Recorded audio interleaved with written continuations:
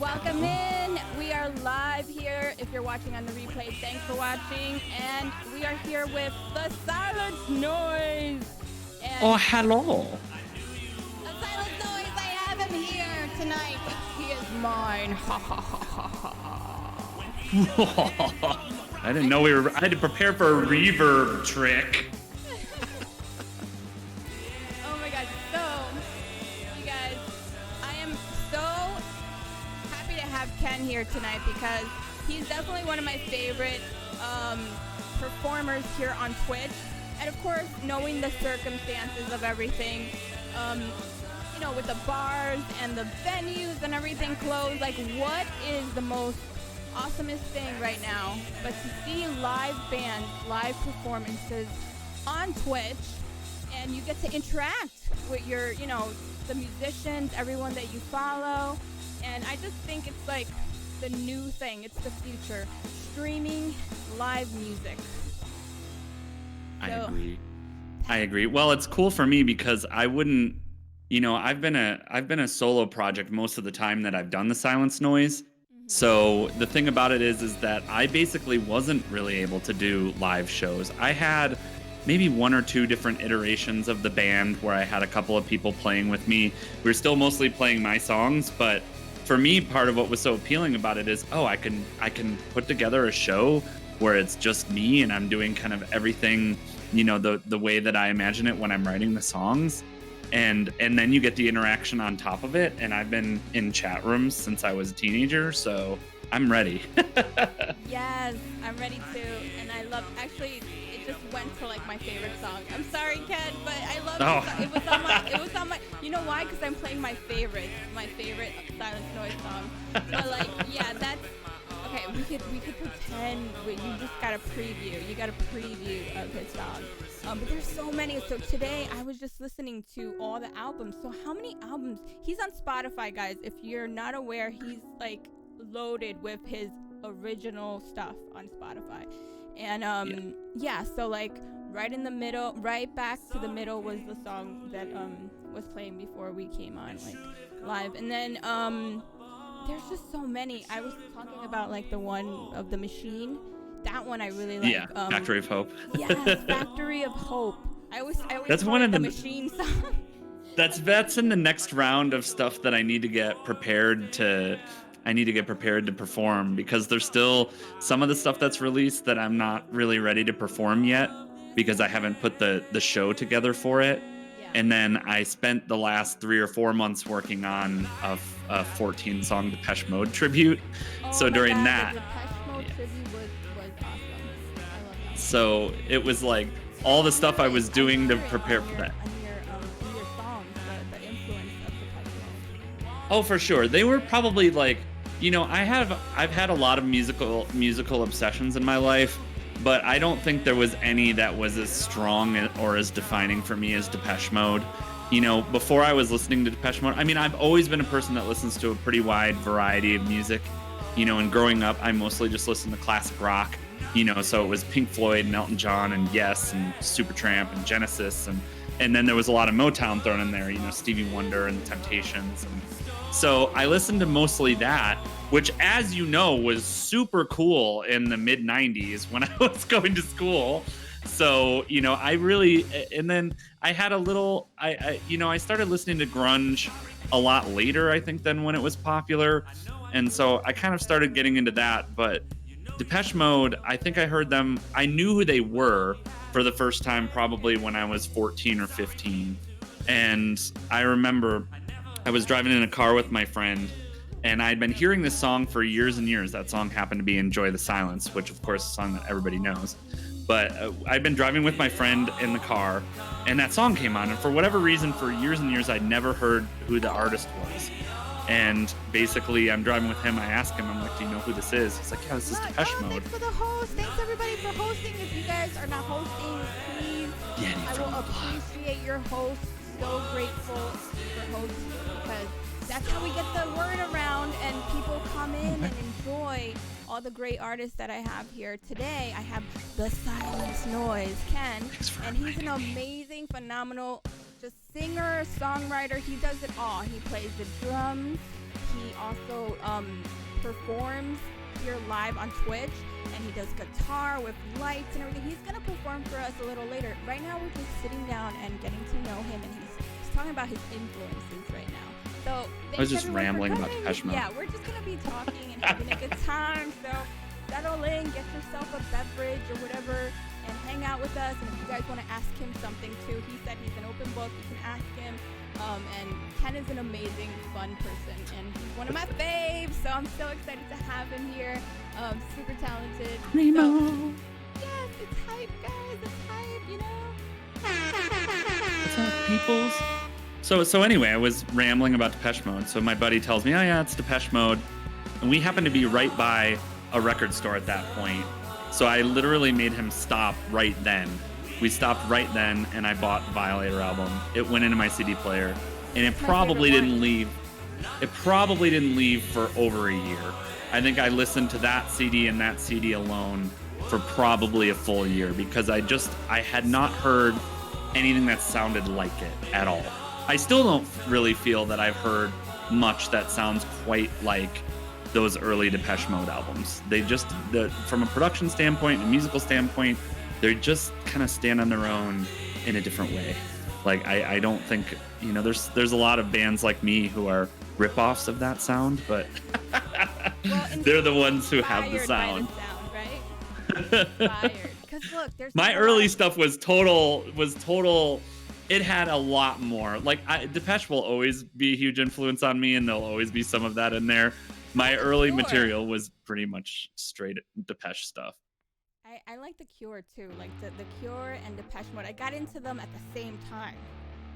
See, my sister is the big Cure fan. I like The Cure, and I listened to a lot of them, but they weren't nearly as impactful to me as Depeche was.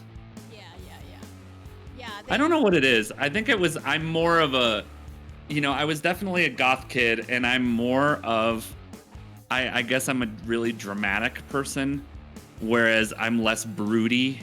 You know, and I think that's obvious in my stream and stuff, that I'm super weird and have always been kind of, I love the dramatic side of it. And I think that's probably why I wasn't as into The Cure. You know, for me, it was like Depeche, the Smiths, you know, Morrissey. I really say that Morrissey and Dave Gahan were the reason I started singing.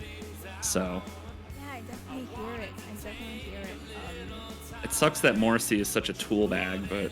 Isn't that weird though? Like, it's sad. So heartbreaking. It's almost like disheartening, because I get into somebody, and then if I find out they're like a dick in real life, in person, or I've met them, and I'm like, it changes me.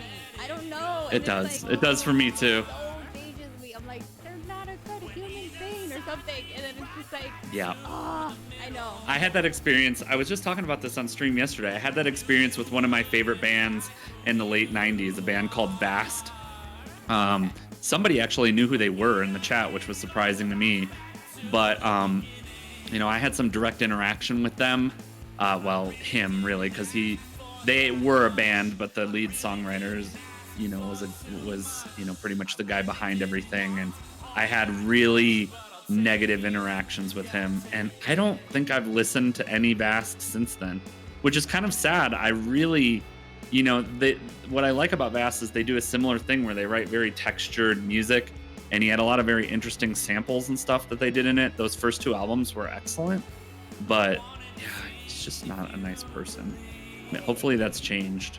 You know, that was 20 years ago now, but hopefully he's a nicer person than he was back then, because he was not very nice. Yeah, like sometimes I've met a couple of people, they're like, don't meet your heroes, you'll be disappointed. No. Don't. It's almost like you have to like have this illusion, and then if the illusion is broken, it changes things for you when you listen to them. I know. I feel you on that. I've had growing up in New York, it's like you did have a lot of those experiences, and you met a lot of different bands. But yeah, I mean, it's different for girls. Like, we see who's douchebaggy and who's, you know, But like for a guy, for them to interact with you and then you're like, oh, like he wasn't very kind. Like you're buying their albums, you're actually putting them out there and sharing them to your friends. So like, why wouldn't you? Like, you know, it's like it's humbling, if anything. Well, it was that particular person was just a prima donna, is really what it was, and I'm sure. Yeah, and it's funny because I don't really feel like I got to meet a lot of musicians.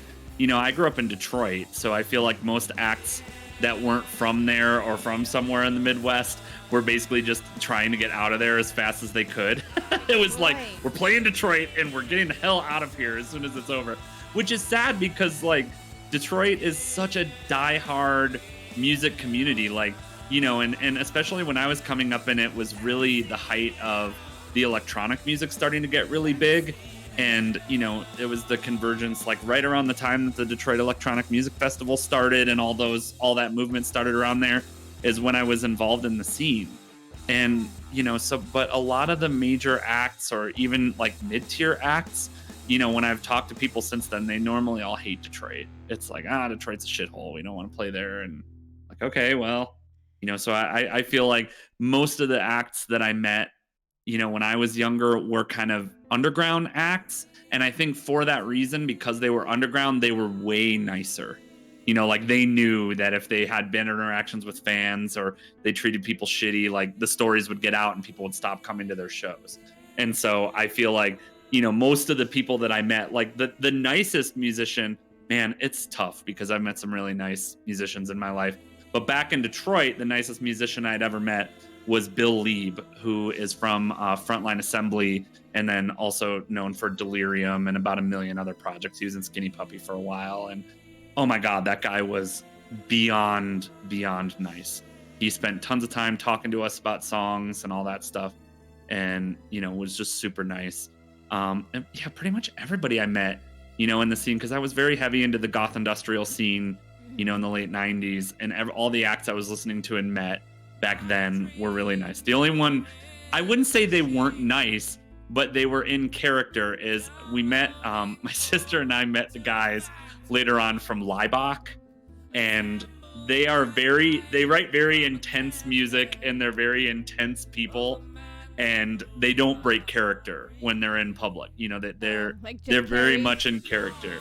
So they're kind of scary to me. Yeah, that's kind of like, I'm trying to like interact with you and you're like still in character, and then you just don't know, like you feel awkward almost, right? It was, well, but the thing about them is you know, they're such a crazy story. I don't know if you're familiar with them at all, but they're a band that started coming up, you know, on basically behind the Berlin Wall in Eastern Europe, and most of the music that they were playing was illegal. And so, yeah, they basically were accustomed to being a statement band and being a protest band, and they never really stopped doing that. Yeah, Phoenix is saying it in the chat. I've seen them live. Their live show is incredible. They're actually, for an electronic act, like normally I will admit most of the time I feel like electronic acts are not that great to see, you know, because a lot of times they're just not great entertainers. Like they write good music, but there isn't as much going on as there is at like a rock concert, you know, at most electronic concerts. That's not true of all artists, but most that I've seen. But Laibach is a spectacle. Like you go to them and it's like being inside some sort of bizarre propaganda movie where it's just like, you're like, I somehow am in Nazi Germany and it's very weird and spooky. And then also the musicianship, you know, because all of them, when they started playing, were playing on very early electronic instruments. And so just the way they would build their tracks on stage, like the synths that the lead keyboardist was using, it was crazy. They're an amazing show. If anyone ever gets a chance to see them, they're an amazing show. Are they still very active in the scene? They're definitely on the older side, so I don't know how much longer they'll be active, since they've been a band since the late 70s. Wow. And so they were touring obviously before all this Corona stuff started. But I have no idea. I wouldn't expect to see them much longer, but they're a great show that you'd be able to see for cheap because most people don't know who they are. And so it's like, you know, their shows they have a decent turnout, but they're not huge or anything. But that's great, because then it becomes more intimate and you get more chances to actually interact with them. Yeah. Well, if you're into that kind of thing and you don't get spooked out by them, because they're a little spooky. Yeah, that's true. You gotta expect that. Well, you guys know now. Ken is warning you that's what happens when you meet them. They don't break character. They're still in. They don't break character. They are who they are. So I know. Okay, so you grew up in the 90s. So, all right, fam. Yeah.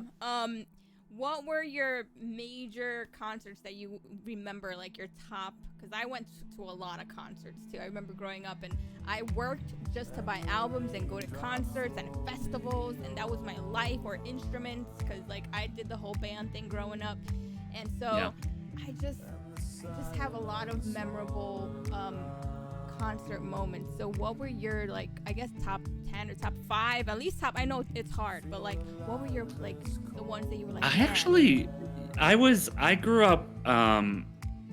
up very poor, so and I didn't get a chance to go to a ton of concerts, but most of the ones that I did, I feel were pretty memorable. So my first concert, ironically enough, so what's interesting is my family, I come from especially my dad's side of the family are all professional musicians. So they're all classical and jazz musicians. So I saw a lot of performances like that growing up, which I wasn't super into, although that stuff has very clearly influenced my taste. Yeah. Well, and back then it was just a rebellious thing. Like I didn't want to be into what they were into. But my mom was exactly the opposite, and she was kind of a person that was always ahead of the trends. And so my very first concert, I think I might have been 8 or 9 years old, is we went and saw Erasure. Which, yeah, and oh my God, oh that's yeah, amazing. I love it was that. so. And this is the juxtaposition. So for those of you who aren't familiar with Erasure, they're a very popular gay club band, and they obviously had some breakthrough hits in the 80s, like A Little Respect and things like that. So being at that show at 8 years old was a very interesting experience because it was such a crazy audience at that show. And then the second show I went to was Pink Floyd. So I saw Pink Floyd on the Pulse tour. How old and were you then? Okay, you don't have to 9 or 10? No, 9. I don't care if people know. So I was 9 or 10 when I saw Floyd, and they kind of gave me the idea of what like the massive spectacle show was like. They were crazy, huge show. Obviously, later on, I was sad that they didn't have Roger Waters, but the vocalist that they had that was touring with them at the time, doing the Roger Waters parts, was actually pretty good. And they put on an excellent show. And then after that, the most memorable shows, a lot of them were indie shows. I brought up that Frontline Assembly. I saw Frontline Assembly with Switchblade Symphony, which was probably the loudest concert I've ever been to. I saw Rammstein for the first time in 1999, and they're probably still my top favorite band to see live. Oh yeah, they bring the heat, they bring the flames and the fire. Oh, yeah, and so we saw them. I think it was the very first solo tour that they did after doing all the Family Values stuff, because they got big doing the Family Values tour with I went to that all tour those with things. Korn. Yeah. Oh my Yeah. God. That was awesome. So they did the solo show, and I saw them at that, and that was amazing. And then surprisingly enough, the band that I saw that really sticks out for me in that era too is Live, which I feel like Live is pretty criminally underrated these days. Like everybody remembers Lightning Crashes, but Live had 3 or 4 really solid albums. The rumor I have heard is that Ed Kowalczyk is kind of a prima donna as well, which is part of it. Like they didn't have a lot of friends in the industry, but they are incredible musicians, and watching them play live, they didn't have like a big spectacle show, but they just had a really solid musical base, and all the musicians in the band were killer, and he has a great band. So those were really the big ones. Sadly, the only time I saw Depeche Mode was in that era as well, and they definitely were not. It was not a very good show. I think it was the tail end of Dave Gahan's kind of downward spiral. And, you know, he almost died and was having drug overdoses and rehab stints and stuff all the time. So I saw them then. They played a pretty short show. His voice was a little bit dicey, and they played almost none of the stuff that I wanted to hear. Like, pretty much the set was solely songs of faith and devotion and ultra songs. So for me, I was like, I want to hear the old stuff. I'm a hipster. I would be so upset. And I almost went to see them a few years ago when they played Madison Square Garden, but their tickets were like $800, $500. I was like, okay, I mean, I'm guilty of paying like $200, like probably $500 for like a two-thing deal, like, you know, a couple Yeah. of tickets too. But like for one ticket, whoa, I was like, And I do hear now that they're much, much better. My sister saw them, I think 3 or 4 years ago, and I've heard that, you know, obviously they are much, much better now than they were in that period that I saw them. So they would be one that I want to see again. But, you know, at the same time, I'm like, I was the same as you. Like, I can't afford to pay $300 for a concert ticket or more. yeah. I'm sure out here they would have been a little bit cheaper, but who knows? I don't know. Yeah, it's always, New York City's always blasting those prices because it's Madison Square Garden and it's like a big deal. And the biggest shows are here. But yeah, I remember Family Value's tour. I remember what was that other those shows they used to have? Ozfest. Did you go to Ozfest?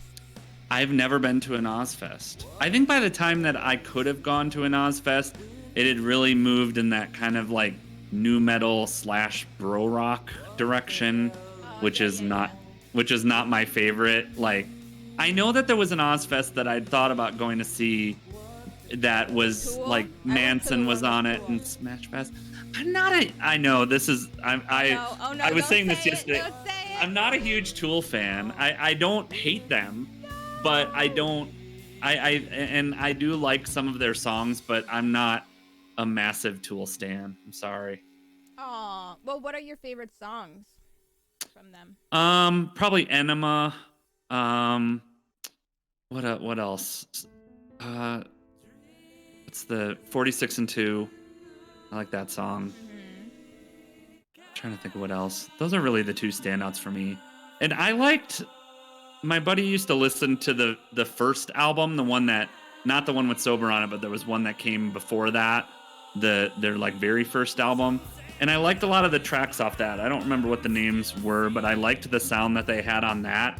But then I feel like they did the same thing that Radiohead did for me, where they went down this like kind of art rock spiral. And that to me isn't as interesting. Like I'll listen to those albums. So you're and saying that you're not a big Radiohead fan either? I love Radiohead. I love OK Computer, and I love Radiohead pre OK Computer. I did not like Kid A that much, and then really after that, it's like hit or miss for me. I've listened to.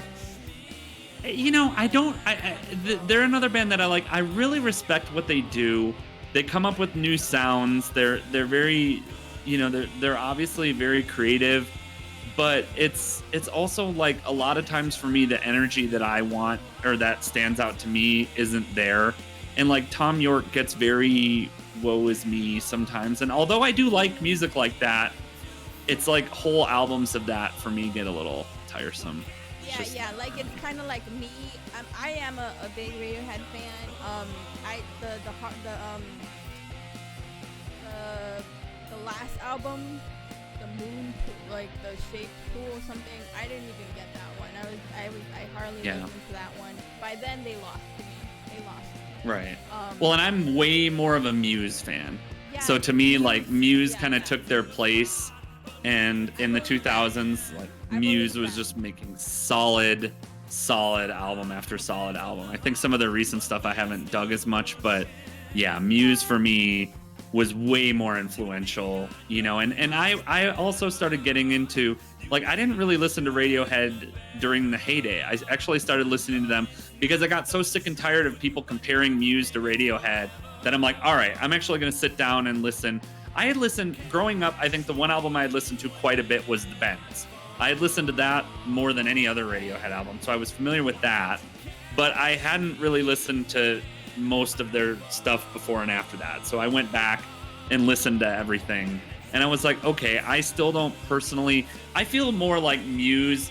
They certainly on the first album may have had some influence from the early Radiohead albums, but I still feel more like Muse really strongly reminds me of Queen. And I know a lot of people are like, what the hell when I say that, but I feel like Muse has Queen swagger. Like the mix, the juxtaposition of classical music with the heavy rock, and also kind of having the big pop sensibilities mixed in with it. And, you know, especially those first 4 albums, I just feel like Muse is kind of the Queen of our generation. That's what I think. But I know a lot of people like to argue me on that. Their dynamic and their strength and power, and their songs are powerful. When I think of Queen, I think powerful and yeah. very grand, you know? And so I think well, and they also didn't take themselves too seriously either. So, you know, Muse has some of that too, where they have some of the sillier qualities or that kind of thing as well, you know, similar to what Queen had on a lot of their albums. So yeah, I totally agree. I totally agree with that statement. There's not a lot of bands that well, for me, yes, I'm a huge Pink Floyd fan, obviously because I grew up with my dad playing that also, and I was proud because I took my dad to see Roger Waters at the stadium in 2012. Oh, nice. Oh, so you got to see the big tour where they built the wall and stuff again, huh? Oh my God! I was like, I literally cried. I was like, this is so freaking like, it was just everything, because growing up, like hearing the songs, and then my dad used to like watch the wall. Like he would have a couple of beers with his friends, like his motorcycle friends and stuff like that, and then they would just like watch it, and I would just like, me and my brother would like be like, oh my God, the scary like cartoons and stuff, and we you know, we were like so scared, and then like later on we loved it, you know, and then exactly, it was just so creepy, but like, and then the kids with the masks and stuff. And we were like, oh no, Dad's watching that weird movie again. And then you grow up and you freaking love it and you get it, you know? I love that movie. Yeah. I've been watching it since I saw a lot of movies. I was just talking about this the other day, that I've seen a lot of movies at inappropriate ages. So I think I first saw The Wall at like 4 or 5 years old, and it was like terrifying. Like, I can remember back then, it was just like, oh, I would see all the cool stuff. I probably saw The Terminator when I was like 4 or 5 as well. So it was like all the scary stuff. I watched all that stuff early on. What's going on, Yasmin? How are you? Oh, is that your peeps? That's my peeps. Welcome in, guys. Thanks so much for coming in. Give me some follows. I'm here with Ken. My name is Jen. I'm from New York City. Usually I like to do IRLs from New York City. I'm also into health, fitness, yoga, and meditation, and I'm a metalhead. So I combine all those things. You know, like me and Phoenix are always talking about how like you can be metal, but you can also meditate and be, you know, totally one. So that's what we're doing with Phoenix. And because of Ken, I met Phoenix. So you're super special in my heart. Because me and Phoenix are doing stuff now, music-wise. Are you guys gonna do like you guys are doing like a formal project, or are you just doing some collabs? What are you guys doing? Well, he's moving to New York City, and hopefully after all this Corona stuff, you know, starts clearing out, he's gonna come here for theater. He's going nice. Which is the one, the theater well, he I don't want to mess up which college he's going to, but yeah, he's doing engineering now. He's finishing up his music engineering school in Chicago, and then moving to New York City. So he's just ready to move on with his life from Chicago and come to New York. And I'm like, oh, you're gonna love it here. And he's made connections here with people, and he was the DJ at TwitchCon last year, and we Right. crossed paths, and I knew, like, I heard him play when we were walking in with Luna and everything, and who would have known that we, like, a year later, all the people that, like, I remember we went to the bar, and there was, like, all these musicians that I see here on Twitch, and they were all collabing and going on stage, and it was awesome. And I know you don't live far away from TwitchCon. If it happens, you plan on going, right? Yeah. I actually plan on going with a couple of IRL friends from up here. We've been talking about it for a while, so my hope is that it still happens.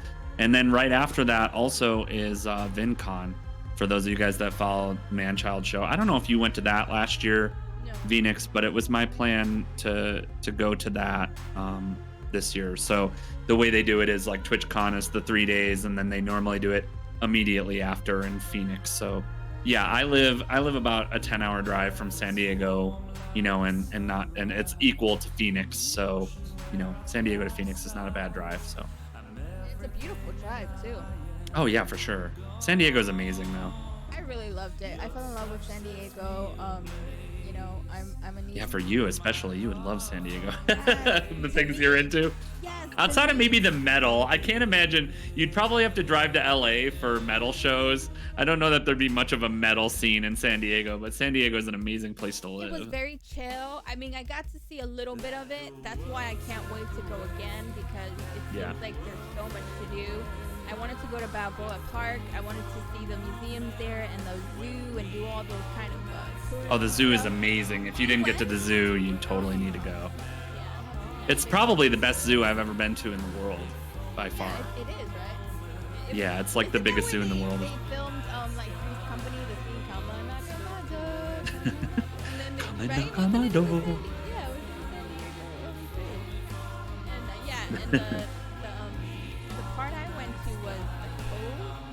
At that cove where you Yep. saw the fields and stuff. That was the last day we went to see that, because I really wanted to see the cove, and I wanted to take yoga pictures and take like some IRLs and stuff.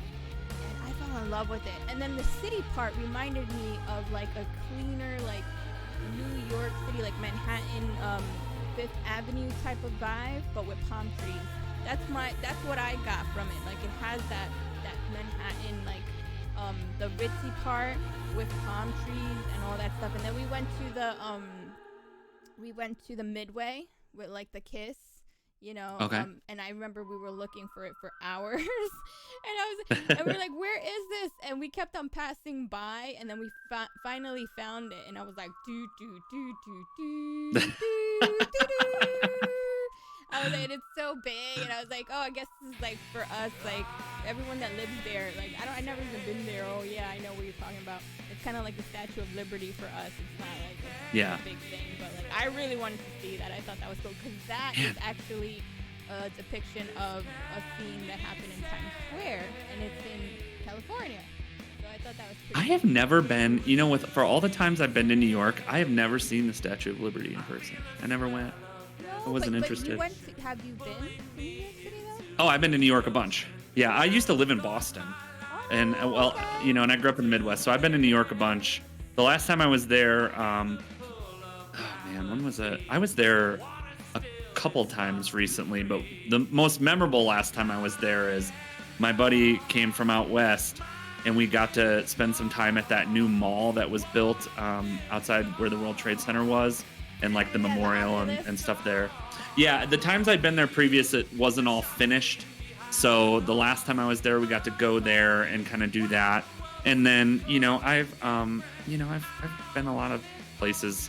I'm the type that I just like to go and walk. So for me, I'll just go to a particular neighborhood and just kind of walk around until I find stuff I'm interested in. And I tend to end up, for me, stuff I'm interested in tends to be like dive bars, small theaters, or, just whatever I kind of come across like that looks interesting. Like lounge And then places. yeah, I like to do that. Well, especially because there are so few places in the world that you can do that, where you can just be like, all right, I don't really know what I want to do. I'm just going to go out and walk around until I find something. And, I love that about New York. Yes, New York is like no other place, and every time people like never, experienced it, and they're like, oh, it's like, I'm like, it's the best. It's never boring. There's always something to do, and it's fast paced because if you don't got it going on, if you don't like, let's say if there's a new spot and it's not happening, like it's not really like thriving, it will die fast.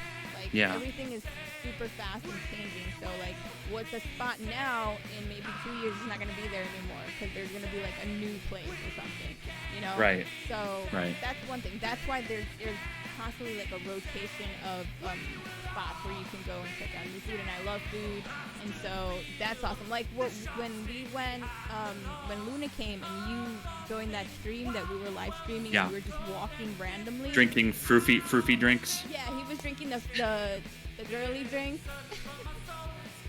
Hey, I'm right there with you, Luna. Don't worry, I'd be doing the same thing.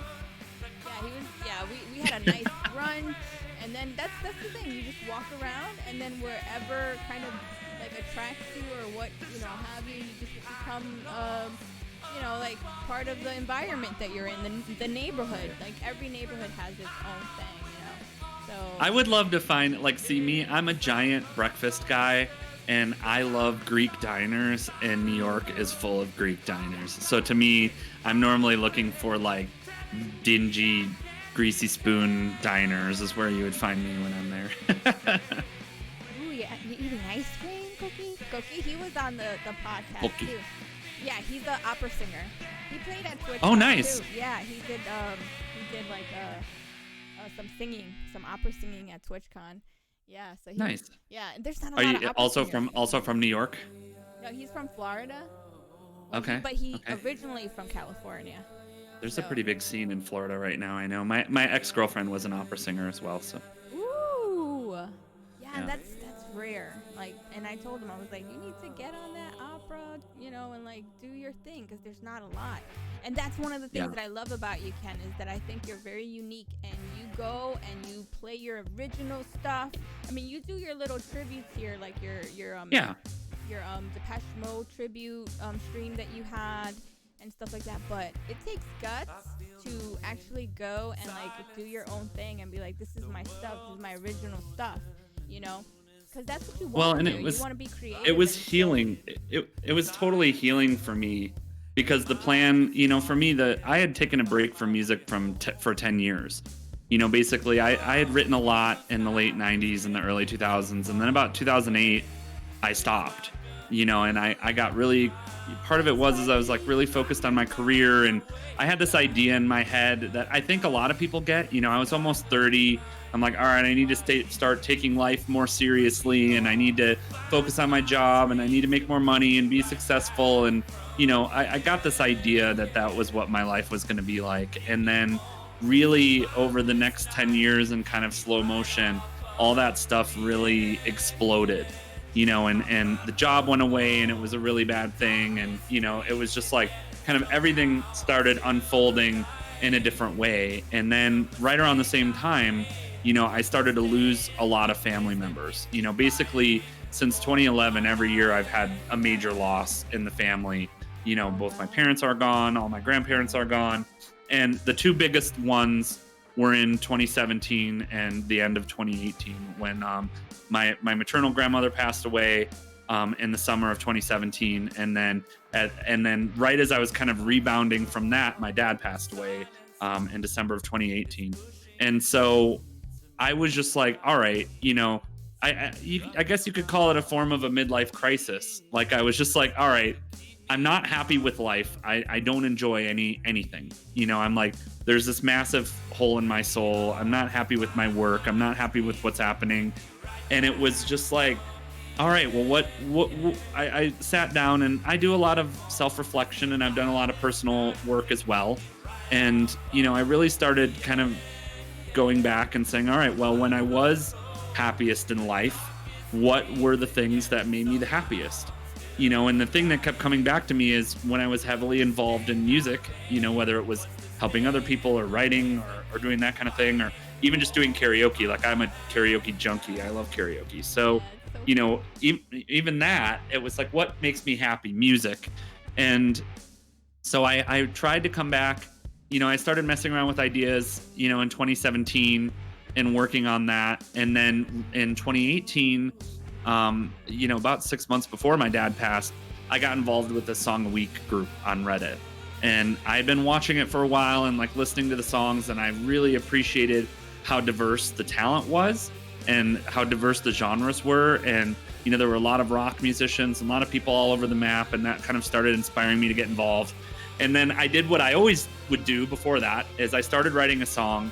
God, I can't remember what the name of the song. Oh, it was called The Breakthrough Song. And it was, I might, let me see if I can track it down. If I will, I'll play it. I never finished it. So basically what I started is I basically started writing the song, and I got myself in the same. All his original stuff, guys. He's on Spotify, The Silence Noise. Oh yeah. So go give him a follow on Spotify. I've been listening to his stuff, and you really get hooked on it because it has a lot of catchiness. It has a lot of really good lyrics. I like your lyrics. I can see that you have that you bring out whatever you feel, and you definitely put it in the lyrics. And I really for love sure. that. Lyrics are important to me. They're very important. Same. Lyrics are like, how people are very into like the beat and stuff. Like, yeah, but a lot of stuff that's popular right now, I'm just like floored at like how the lyrics are. They're just no. They're nothing. Yeah. It's garbage. Yeah, I'm the same. I'm a writer first. So for me, a lot of times songs start with lyrics. I'm a poet. My lyrics are my poems. Yeah, so and it's the same for me. out. Yeah, so the idea was that I was going to write the song, and then I was going to jump in on the Song a Week project. And then I kind of did the same thing that I had been doing for 10 years. And I spent about 3 months working on this song that was supposed to be done in a week. And I kept adding to it and kept working on it. And it's funny, I actually listened to it on a recent stream. When I was going through old projects, I listened to it, and it's not that bad. I just was unwilling to finish it. And so finally, after about 2 or 3 months of messing with it, I said, screw it. This is not going to get done. I need to do something else. And I stepped back, and I'm like, all right, I'm going to kind of limit myself in the way that I used to do when I was writing songs. I want to do something much more simple, much more direct to the point. And I sat down and I wrote a song called You Saw His Face, which that one is actually on Spotify. That was the first song that I had written and finished since 2008. And that was in the summer of 2018.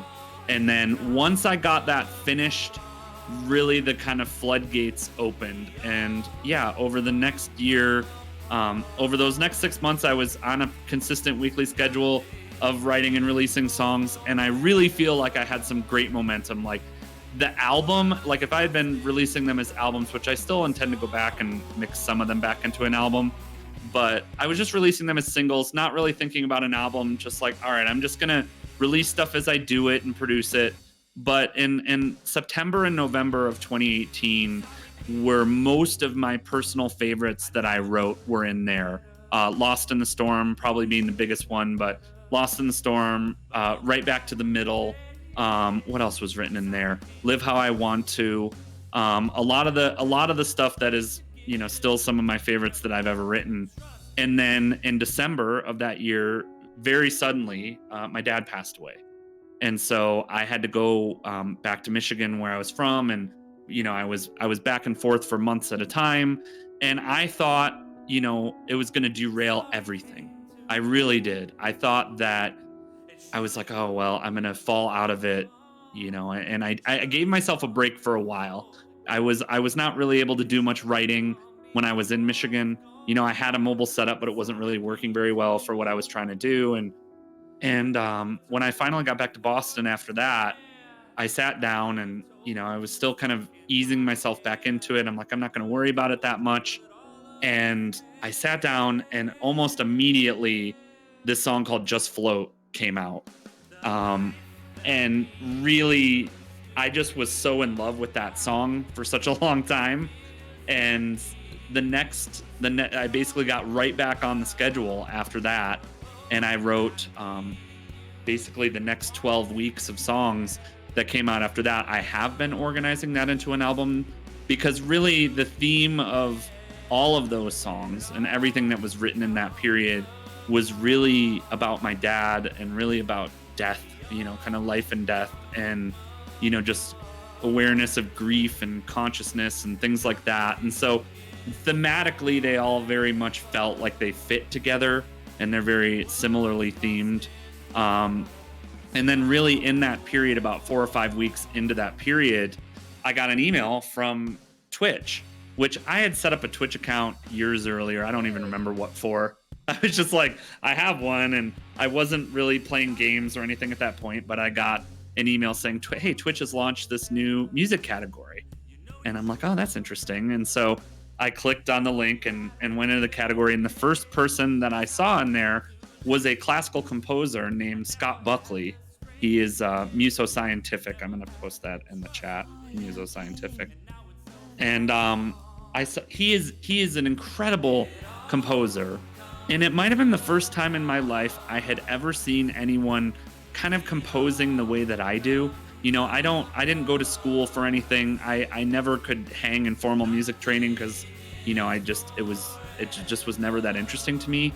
You know, and I never really wanted to play anybody else's songs. Like, I wanted to compose whenever I sat down. And so watching his stream and watching him compose stuff was really inspiring. And so I would hang out there, and I was still doing song a week and writing songs. And, you know, some of that started to creep into there. And probably my favorite song, it's probably still, you know, every song you write is your new favorite song when you write stuff, I think. But really, in that period, I wrote the song called Faith in Short Supply. And that song... You're saying all these songs, I'm putting them in the background, guys. So right now, you're hearing Lost in the Storm. So Lost in the Storm is I have ready to play today as well. So yes. Yeah, so stick around, guys. He's going to play these songs and sing them, and he's going to do his whole theatrics, because he has light. My theatrics. So good. But yeah, so I Faith in Short Supply was really, I believe that may have been the first song that I wrote on stream. So I was watching Scott and and so people in his chat kept going, hey, if you write this way and you do this stuff, I was sharing some music in their Discord and stuff. They're like, you really should stream. And I kind of kept going, oh, all right, well, you know, I don't know that it'd be that interesting to people, and I might be boring and that kind of thing. So I started streaming in March of 2019. That was when I really started doing it. And at that point, I just did production and songwriting. I didn't do any performance or anything like that. I'd actually never really, I think in my life, I had performed maybe 5 or 6 times ever before that. And most of it with other projects I was doing, not my own stuff. And, you know, so I just was doing songwriting. And for about 6 months, you know, maybe not that long, for 3 or 4 months, I was basically just streaming to 0 viewers, and occasionally like a friend of mine would drop in and say, hey, and then they would leave. And so I wrote a lot of that album. The Months After the End was written on stream. And then there were a couple of other songs that were written on stream. And one day this guy named The Village Ruse drops in, who's probably my favorite Twitch channel. I love The Village Ruse. I gotta check him. Yeah, he is the best. And he dropped in, and I was writing the song called Lost Child, and he loved it. And he was like, oh, you know, talking about the process I was using, and we got into this conversation. And he apparently went out and posted my stream in a bunch of other Discords.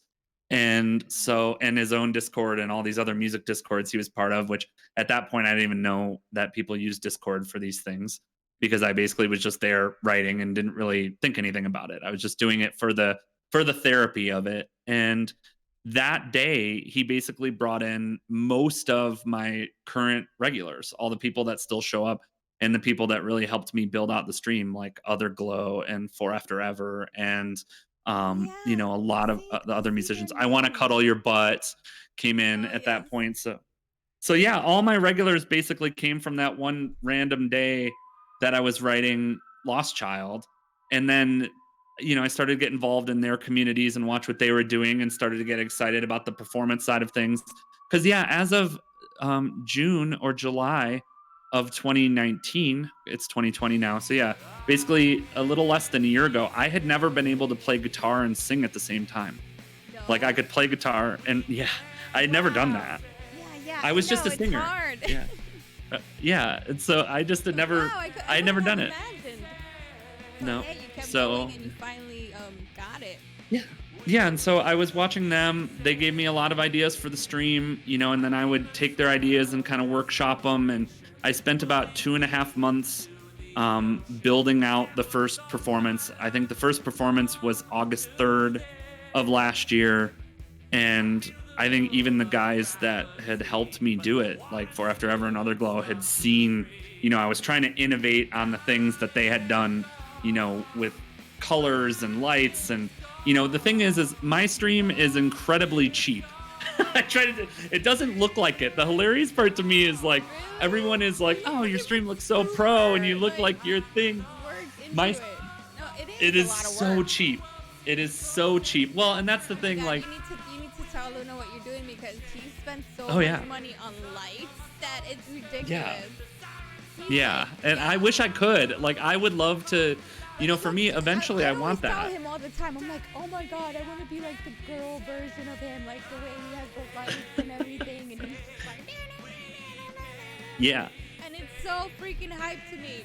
And it looks like you really put a lot of work, money, and I did. time. I mean, yeah, you did. No money though. No, the money. They're really, most of the stuff that I do is about as cheap. Like I part of it is like, even now I'm trying to raise money for a new computer, because my computer is almost 10 years old, and so most of what I'm doing, that's the computer I'm on right now is 10 years old.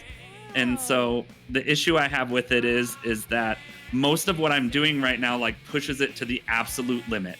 Like, my computer, I've had times where where I'll hit 100% CPU usage during a show and the show will shut down, and I've been dealing with that and kind of finding ways to work within it, because running the music software and running all the video stuff that I do, especially as the video stuff has become more complicated, it really takes up a ton of horsepower on the computer.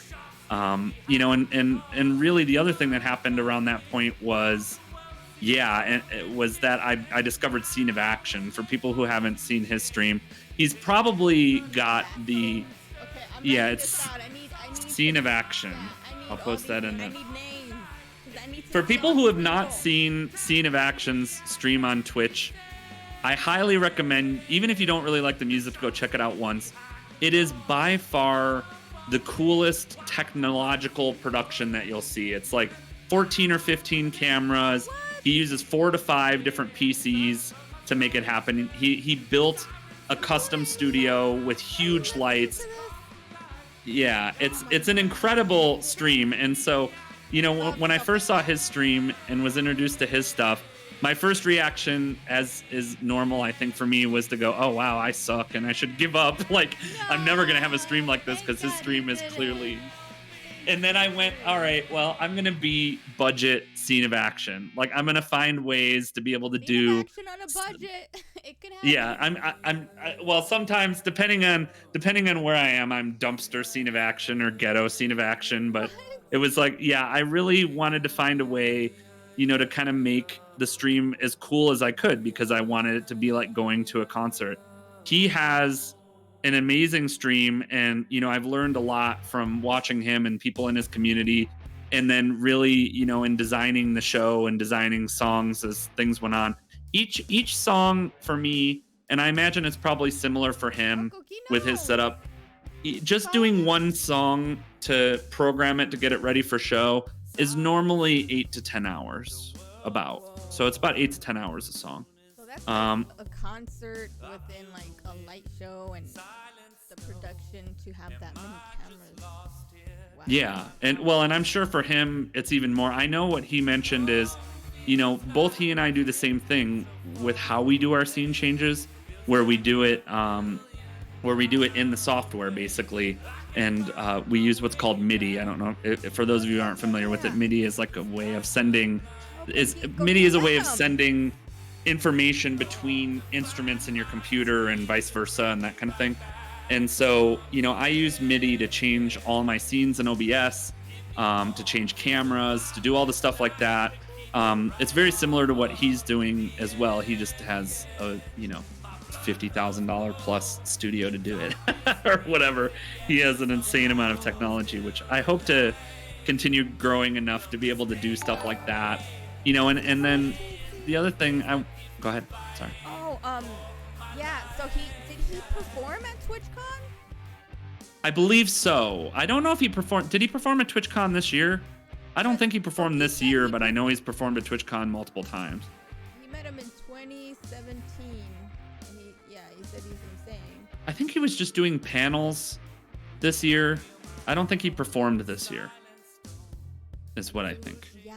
Wow. I gotta check him out. I'm not in the. Oh, he's been around a long time, and it was a big inspiration for like, all right, how do I make my stream cooler? And especially as I was doing the Depeche Mode thing, it was similar. Like, what can I do that's different than what I've been doing to this point to keep it interesting and entertaining, and just do things as interestingly as I can. And I know you said that took weeks. Like you were just like. Oh yeah, I basically the Depeche Mode stream. It was 14 songs, so I did 14 covers.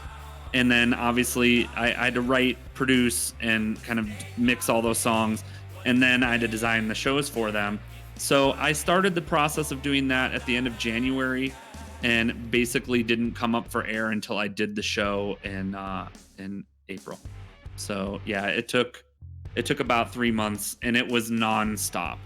Like, it was just nonstop work. When I wasn't working or I wasn't doing streams, I was working on Depeche stuff. So I was a little burned out. I was like, when that stream was over, I'm like, I'm taking a little time off. I'm done for a minute. What was the first thing you did afterwards? Nothing. I sat on a chair and watched YouTube videos. And no, actually that's not true. What I did right after that is I don't play a lot of games, but I played Ori, the 2 Ori games. That's what I did after that. Yes, I played.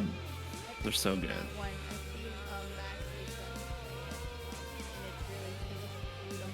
yeah, everyone says if you want to play that game, you have to play the first one. Right? Oh my god, the first one hosed me so bad, because I was expecting to I didn't know anything about these games. I just saw them, and I bought one as a Christmas gift for my sister, and so I basically bought one for her, and I was like, I should try this game. And I didn't realize what a gut punch the beginning of that first game was going to be. Because the first game the theme of the game really revolves heavily around death.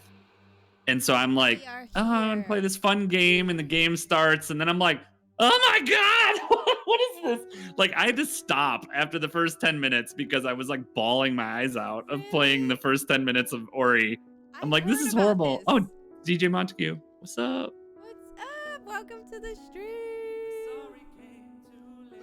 That is DJ Montague is another streamer here on Twitch. He's an IRL friend of mine, and he is my sister's boyfriend. Wah, wah, wah. Welcome. Oh, he does IRLs. I do IRLs from New York City, but with the quarantine, I gotten very creative. And I've been meeting amazing people and doing these, like podcasts, what have you, and it's just been super fun. And I really love to support the music community, and I go to so many of them, and so having you here is like so amazing, because I just watching you do your thing, and I see that you enjoy it, and your community enjoys it, and everyone's having so much fun and chat, and it's just one of those things that you're just like, man, this is fun. This is like, and then you're interacting, and you're really good with chat.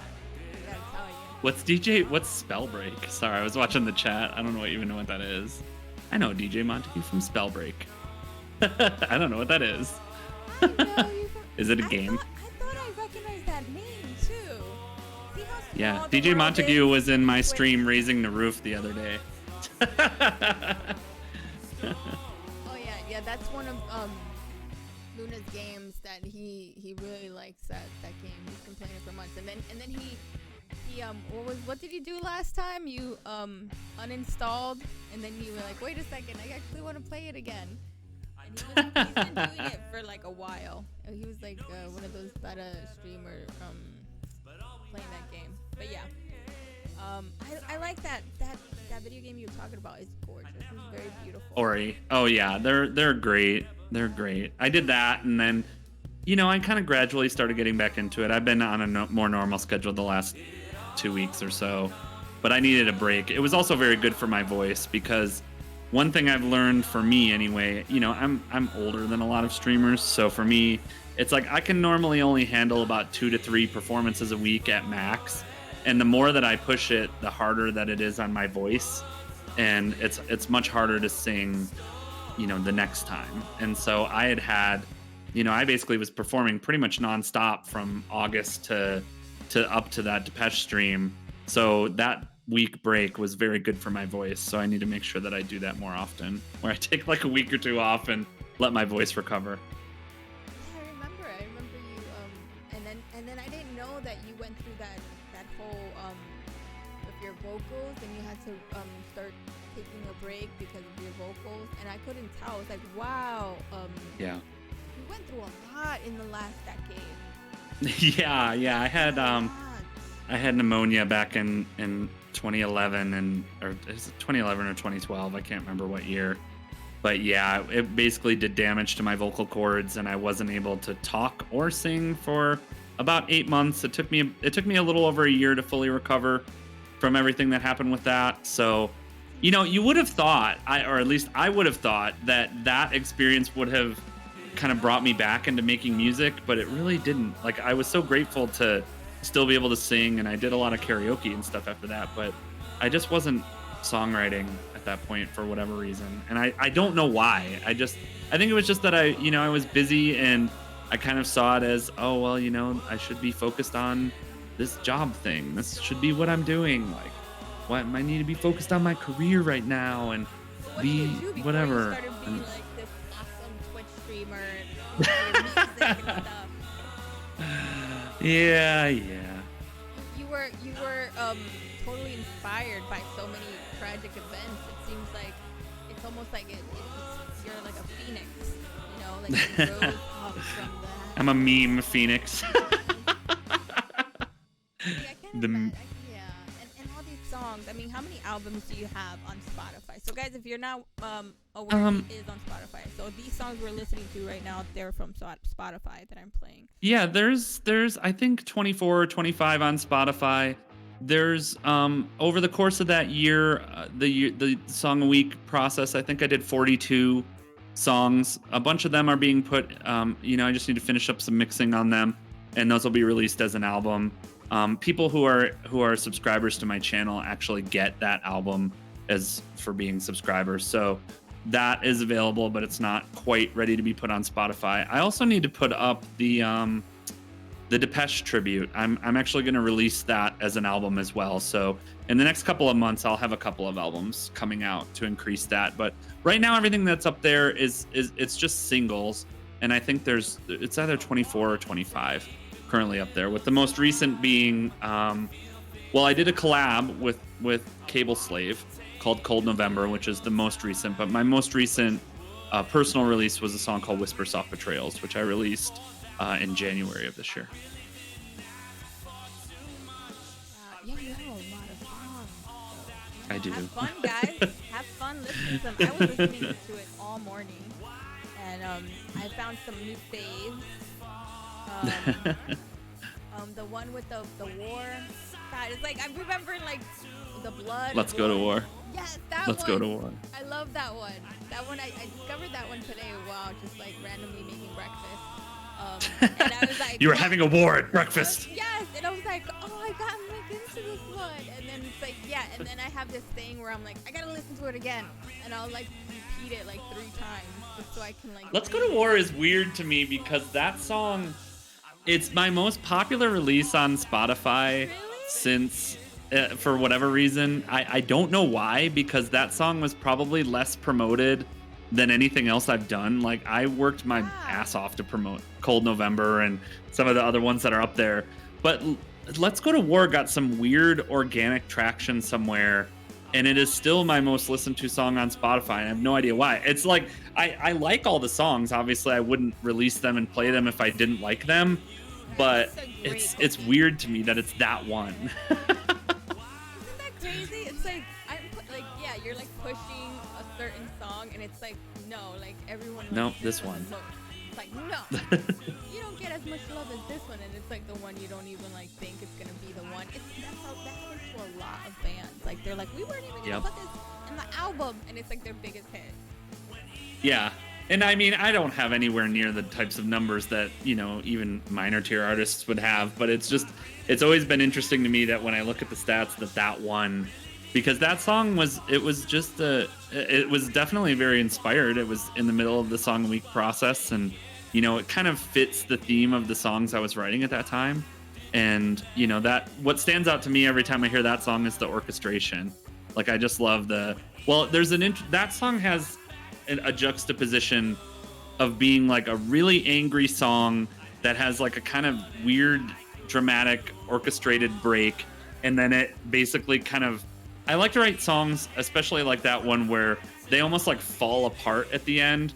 Like that song doesn't have an end, it kind of like dissolves where it's like it starts as a very put together thing, it hits this crescendo, it's very organized, and there's lots of tracks and lots of stuff happening. And then it explodes, and the end of the song is kind of just this really weird, low energy, melty kind of feeling.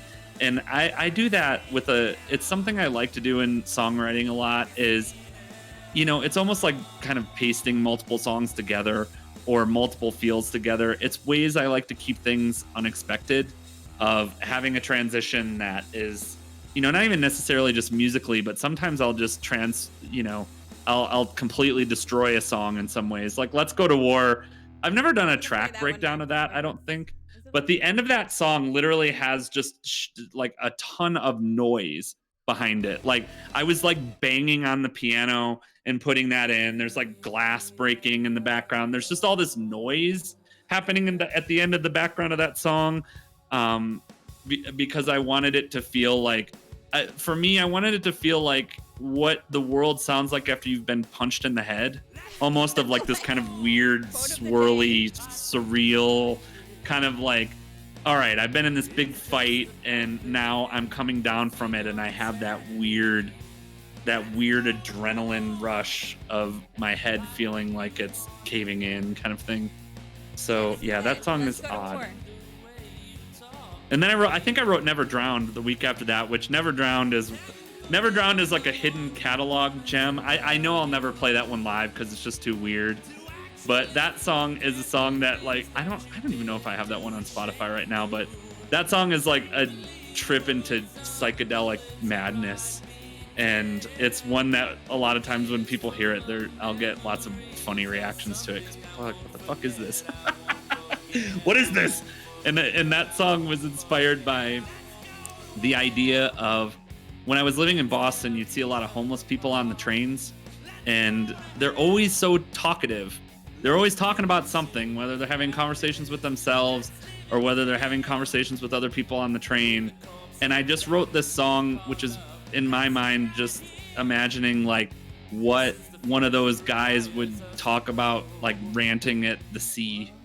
And it doesn't really make any sense. It's just kind of like crazy rambling, crazy changes in tones. I enjoy doing stuff like that sometimes. Like you become a character and you write about them like you are them. That's the writing of like that's genius when somebody could do that. Yeah, you have that. You definitely have that. And it's cool. The song a week thing is what made that possible. Of just like you run out of ideas and you have to do something else. Be like, okay, well. That's a true artist way of thinking, because I hear that a lot. A lot of artists are like, well, I put myself in somebody's place and I totally become that person, and then the lines come out as like I was living that, and then those could be the most inspiring type of songs for people that are going through that too. So yeah, we have a lot of homeless here too in New York City, and we see that.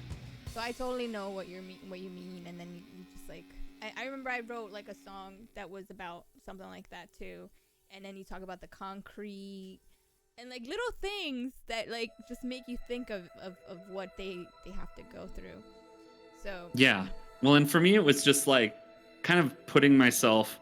I remember doing the vocal tracks for that song, And I probably did a lot more tracking on that song to try to get the feeling of it right, because I really wanted to emulate, I was trying to get inside this kind of madness state of like, all right, I'm ranting, I'm screaming, I'm upset about this thing that I'm talking about.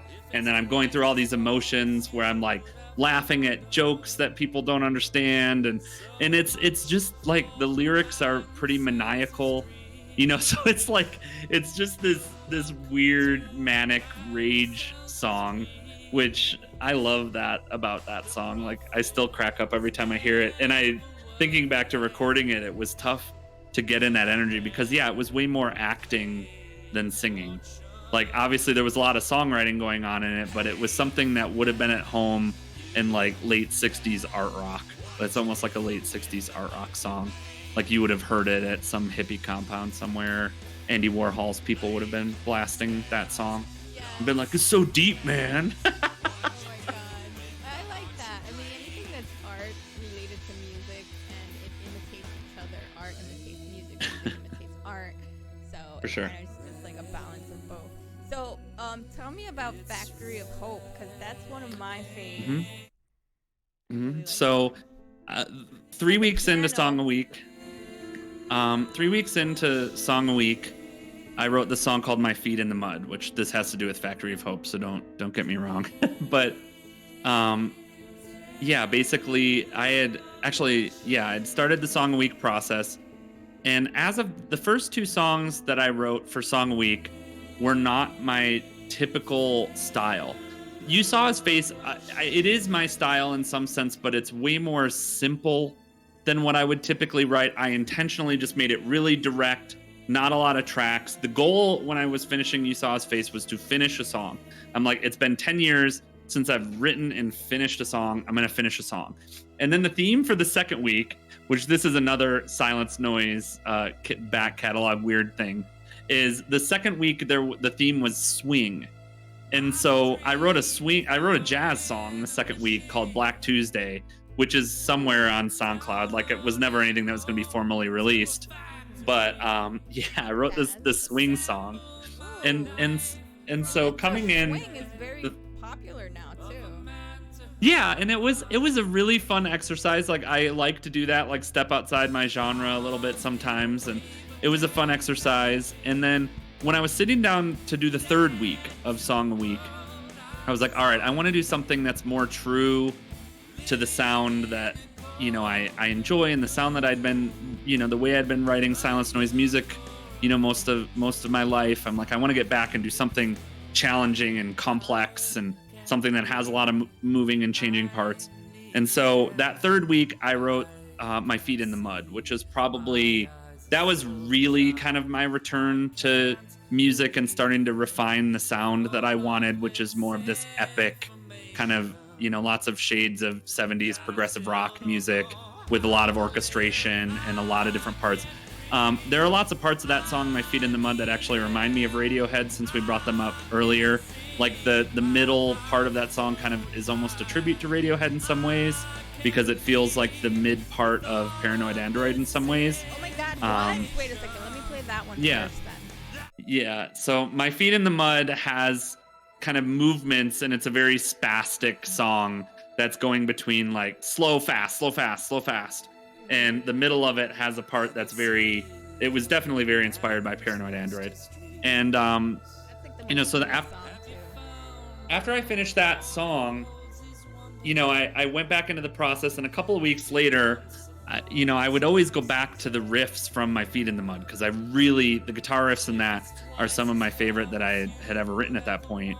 And I kept going back to this alternate version of a riff that didn't make it into the final song. Like I'd written a couple of additional parts for My Feet in the Mud that didn't go into My Feet in the Mud.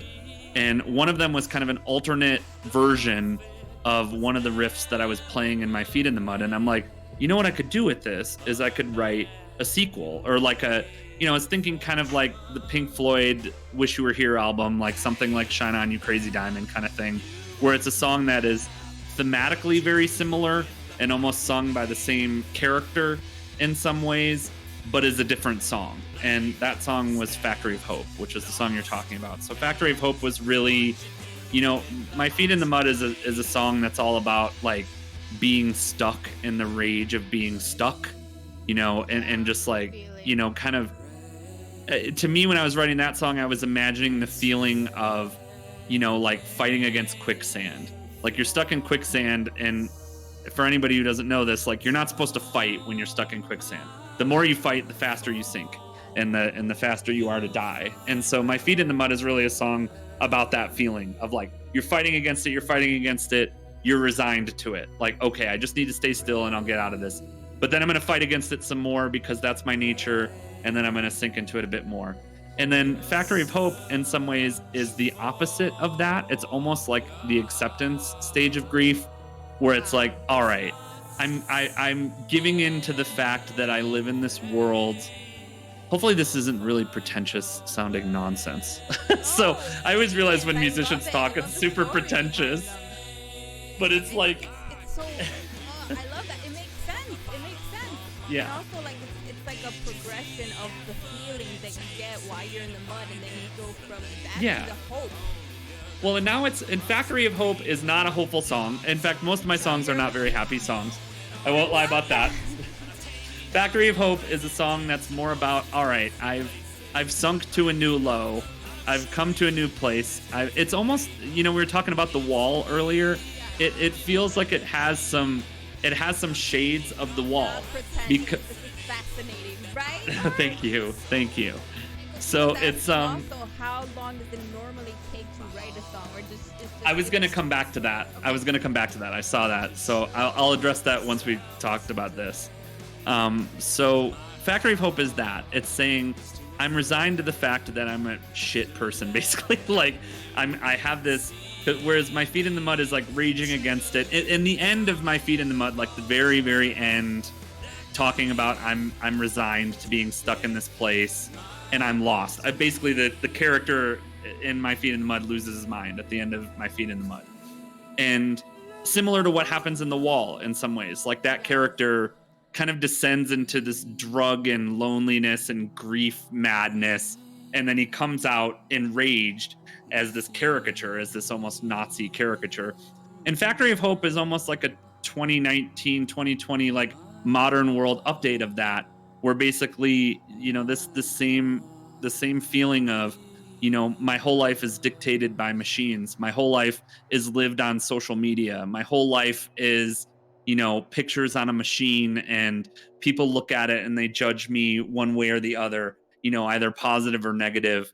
And it comes to the point, like the first line of that song, My Dreams Are in the Machine, was really inspired by that thought of, when you feel like shit about yourself, which is something I feel frequently, when you feel like you're, not the person you want to be, and you have all these things happening, and then you go and you look at social media and your dreams are in the machine. Like you can load up Instagram, you can load up Twitch, you can watch people who are living your dream.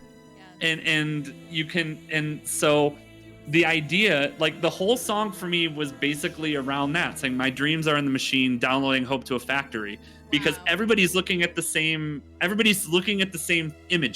We're looking at the same images of what success is and what beauty is and what talent is.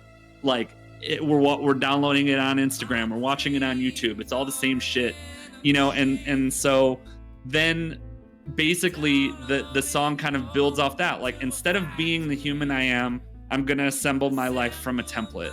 So I'm going to become this other person that, that is more desirable to the world, and that, is more desirable as this persona. And then it kind of basically immediately after I start doing this in the song, like the first verse is talking about this. I assemble my life from a template. I've got these new dreams. I've taken them on as my own. And then immediately I start to regret. I look at it and I go, I this is not the person I actually want to be. I find myself staring at the screen. And this is all stuff I experience. I think part of the reason why I love writing lyrics so much is I'm not an autobiographical writer. There's maybe one or two songs I've ever written that are like directly about a thing that I'm feeling or directly about a thing I'm feeling in my life. Like all of my songs are kind of scenarios. Like they might be they're definitely feelings I've felt a lot of the time, which for me a lot of the time, and I feel this on Twitch. Like I'll tell people this all the time. Like there are streamers right now. I hit my 1 year anniversary, and in some ways I was sad.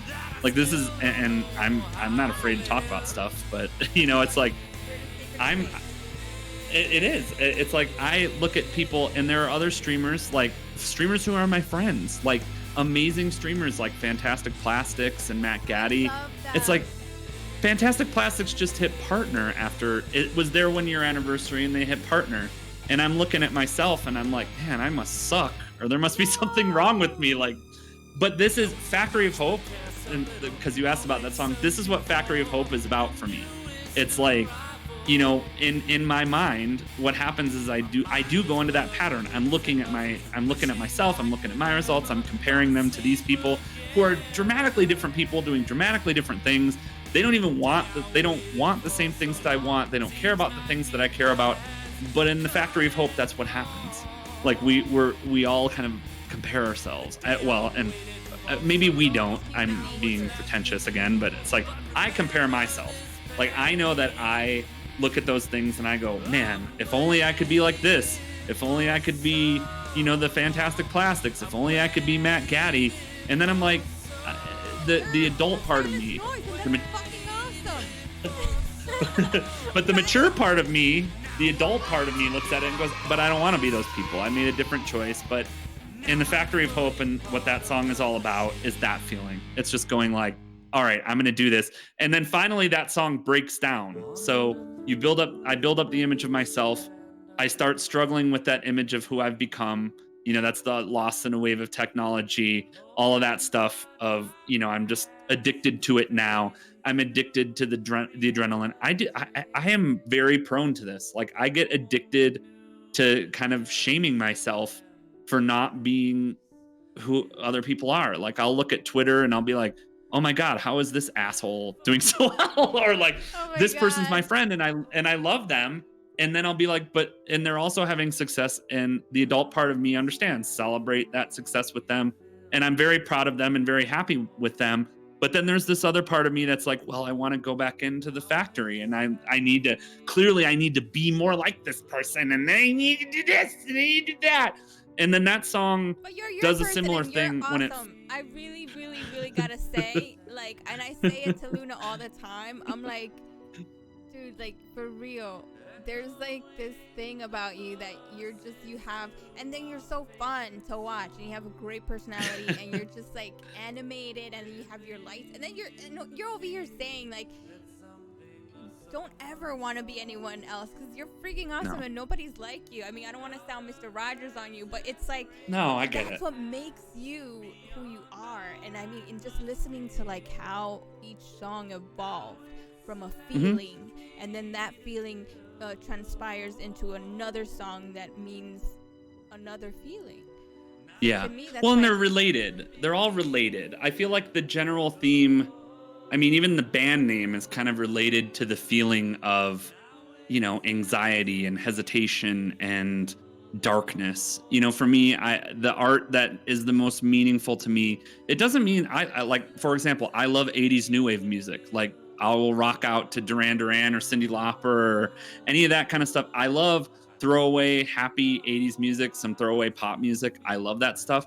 But the music that's really meaningful to me, or that has always really connected to me, has tended to be really dark stuff that is dealing with violence and anger and rage and depression and spiraling, and, you know, and so, it's like me, and from like a lot of movies with happy endings. Yeah, same. It's like I love that kind of stuff. You know, most of my favorite movies are the same. I had Luna watch American Beauty. He's never watched it before. Oh my God, The People in My Head. You know what I'm saying? I call that movie I call American Beauty. That is one of my favorite movies of all time. I call that movie The People in My Head. All of those characters make sense to me whenever. I think American Beauty is the most accurate depiction of dysfunction I've ever seen in a movie. And I think the division over American Beauty for a lot of people is people who have not experienced extreme dysfunction, whether it's violence or abuse or an abusive relationship or midlife crisis or grief. American Beauty depicts it in the most accurate way that I've ever seen, because if you've experienced that kind of thing, you watch it and you resonate with the characters. You understand their particular level of neuroticism and dysfunction, and ability to not accept themselves, and how that plays out and who they are. And I think for people who either are not self-reflective or haven't experienced dysfunction, because I've met a lot of people who don't like that movie or who don't get it. Like they'll watch it and they don't get it. And it's like, to me, I think that it's a movie that I haven't watched that movie in a while. It's a movie that it is one of my favorites, but it's also one that I don't watch very often, because sometimes watching it, essence, right? yeah, Like the sometimes it could put you in a dark place, and I'll be like, right. okay, I get it. Like, because the end of it is, it's definitely not a happy ending. Right. And it does have a message of, kind of finding beauty in chaos and that kind of thing. But at the same time, it's like when he's yeah, filming the I dead love bird, that. and she's like, "What are you Oh doing?" yeah. I'm filming this. Well, dead yeah, bird. I can't tell you how Why? many times in my life I've 'Cause it's experienced that. Like beautiful. when I used to share my writing with people, which I stopped doing, when I was a teenager, I was like a very hopeless romantic, and I was always writing, and I would share my writing with people and expect them to see what I saw. And I Mm. cannot tell you how many times in my life I've lived that scene of, what does this mean? Like, why is this like this? Why don't you just do something happy? Or why don't you write like a love poem or what? And I'm like, It's but that I boring don't and it's completely know. ordinary. Well, and that, yeah, so that's where I that's where know. that song came from. It's where it's what it's all about. And then in the end, it does go back into that part. My favorite part of Factory of Hope still is the transition from what's happening in that song back into My Feet in the Mud. So the end of Factory of Hope is a part that was originally in, not lyrically, I wrote new lyrics, but was a part that was originally in the song My Feet in the Mud. And you can tell, like, if you listen to those two right in a row, you know that they're related, because Yeah. that second part is a riff that would fit in My Feet in the Mud. And it's kind of, the end of it is, it's, whereas My Feet in the Mud ends on kind of this somber note of acceptance, the end of Factory of Hope is more of the raging acceptance. Like, okay, I'm still stuck, I'm still in this place, this new thing I tried didn't work for me, so, but fuck it, like, this is just what I'm gonna be. Like, now I'm fully part of the machine is really kind of a fuck it line. Like, this is just who I'm gonna be, and this is who I am, and whatever, Oh wow. Yeah, and I told I you. want to get, Yeah, go ahead. ahead. Go grab a drink or some water. I know my lips are very dry now too, cause. Oh no, go ahead. I was gonna answer the question that Koki mentioned. On average, how long does it take you to write a song? What do I consider a good time frame? So that's changed a lot, and it was kind of part of why I wanted to answer it after I was talking about that. Is we're talking about the progression of songs, like My Feet in the Mud, for example, took me, because I was giving myself week deadlines. Basically, being in a song a week group makes it real easy, because you had to have your song turned in to the group basically by Wednesday, and people were listening to the feedback on Thursday and be starting the next thing. So when I got back, songs were taking me, man, they were taking me 60 to 100 hours to get right. And basically, because as you mentioned, I play every part. I program, if I play all the instruments, I program orchestra, I play guitar and bass and drums and sing. And so, yeah, it used to take me about 60 to 100 hours to hash out an idea. And for those of you who haven't heard my music, like, it'll make more sense if you do, because I use a lot of layering and a lot of orchestration, and I change parts a lot, and they're somewhat complex compositions. But over time, over the year of doing song a week, and now, I would say on average it takes, less than half that. I can finish a song now in 20 to 30 hours, and feel comfortable with it, that is equally complex, that has equal levels of complexity. I think part of what Song a Week and doing that exercise taught me, which it is very difficult, but it's so worthwhile because it gives you the discipline side of it. And a lot of artists will tell you that, discipline is not good for art, or that, great art doesn't need to be disciplined, or you don't need those things. And I don't agree with that at all, at least for me, as I can only speak for myself. I can't speak for other artists. I'm a person that I perform much better when I have a goal and I have an expectation and I have some sort of structure. And I do think that most artists actually do perform that way as well. I don't think there is a right or a wrong answer to how long it should take. It's like you hear about hit songs, like I always think about that story about Pumped Up Kicks, like the song by Foster the People, Pumped Up Kicks. Mm-hmm. That song was literally written on a lunch break. Like the band went off to lunch and the songwriter stuck around in the studio and he built that whole song while they were away on a lunch break in less than an hour. And then that song became a massive hit. No, isn't that insane? And it's like, so there isn't a right answer. I think the most important thing, and this is the best advice that was ever given as a songwriter, it was given to me by one of my favorite bands. I've happened to become friends with them. They're a band called The Family Crest. I'd become good friends with a lot of members of that band, but when I was discussing with their lead singer songwriter Liam gave me some advice that was the best advice I've ever been given. And the most important thing is to capture the idea. Any idea that you ever have, you have to capture it in that moment in some way, or just capture it however you can, because like songwriting is a moment as well. There's whatever your energy is in that moment, and there's whatever's happening. So the most important thing, and what I've become better at as a result of doing that exercise, is capturing the idea, and also capturing ideas in moments. So I walk around with my cell phone, and if I have a melody idea, I have an audio recorder app on my cell phone. I will hum that idea into my phone. So most of my songs these days start as ideas like that. Like I'll have a melody. Sometimes I'll even sing like nonsense words. It'll just be like already, like the melody. Right. And so when I sit down at my computer and I'm ready to, and I open a session or whatever, a lot of times I'm pulling those right into the DAW. So I actually have the way that I've set it up, because I'm kind of techie, is my phone automatically syncs to a folder in my music folder. So when I record it on my phone, it automatically syncs to that folder. It's there. When I sit down at my computer, there's that big folder of melody ideas. Wow. And, so then sometimes I'll sit with those. So it depends on my mood. Like if I have an idea, I'll walk in and start working on that. Sometimes I'll start with lyrics. Like I'll have a lyric idea, I'll start singing them out, and I'll do that. Whatever it is, you got to capture the idea. So if it's lyrics, just write the lyrics right when you're having the idea. I use Google Keep for that, which is kind of like Evernote. Just a notes app on your phone. Capture the ideas when you have them. If you're walking down the street and you have a melody, pull out your phone and hum the melody or sing the lyrics. Capture the idea. And then it's the same thing in songwriting for me. The most important thing is to capture the idea. Like I won't walk away from a session until I feel like the idea is captured. It doesn't mean you have to finish the whole song right away, but what it does mean is the spirit of the idea has to be captured in a sense, so that I feel like when I come back to it, so like if I come back to it the next day, I'm not going to change the idea that much. Like the idea that I had is captured.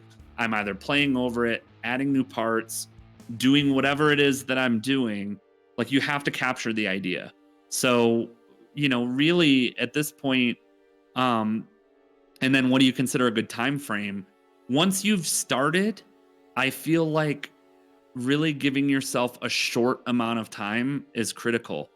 That's why Song a Week was good for me. Like, so by the time that once the idea is captured and you're working on the idea, you don't want to let it go too long. Like, at least for me, like, I know some other songwriters can do it. Like the Village Ruse, we were just talking the other night. He's a great songwriter. He's working on stuff now that he captured in 2012 and 2013 right now. Like that's what he's doing right now. It's 2020. So 7 or 8 years ago.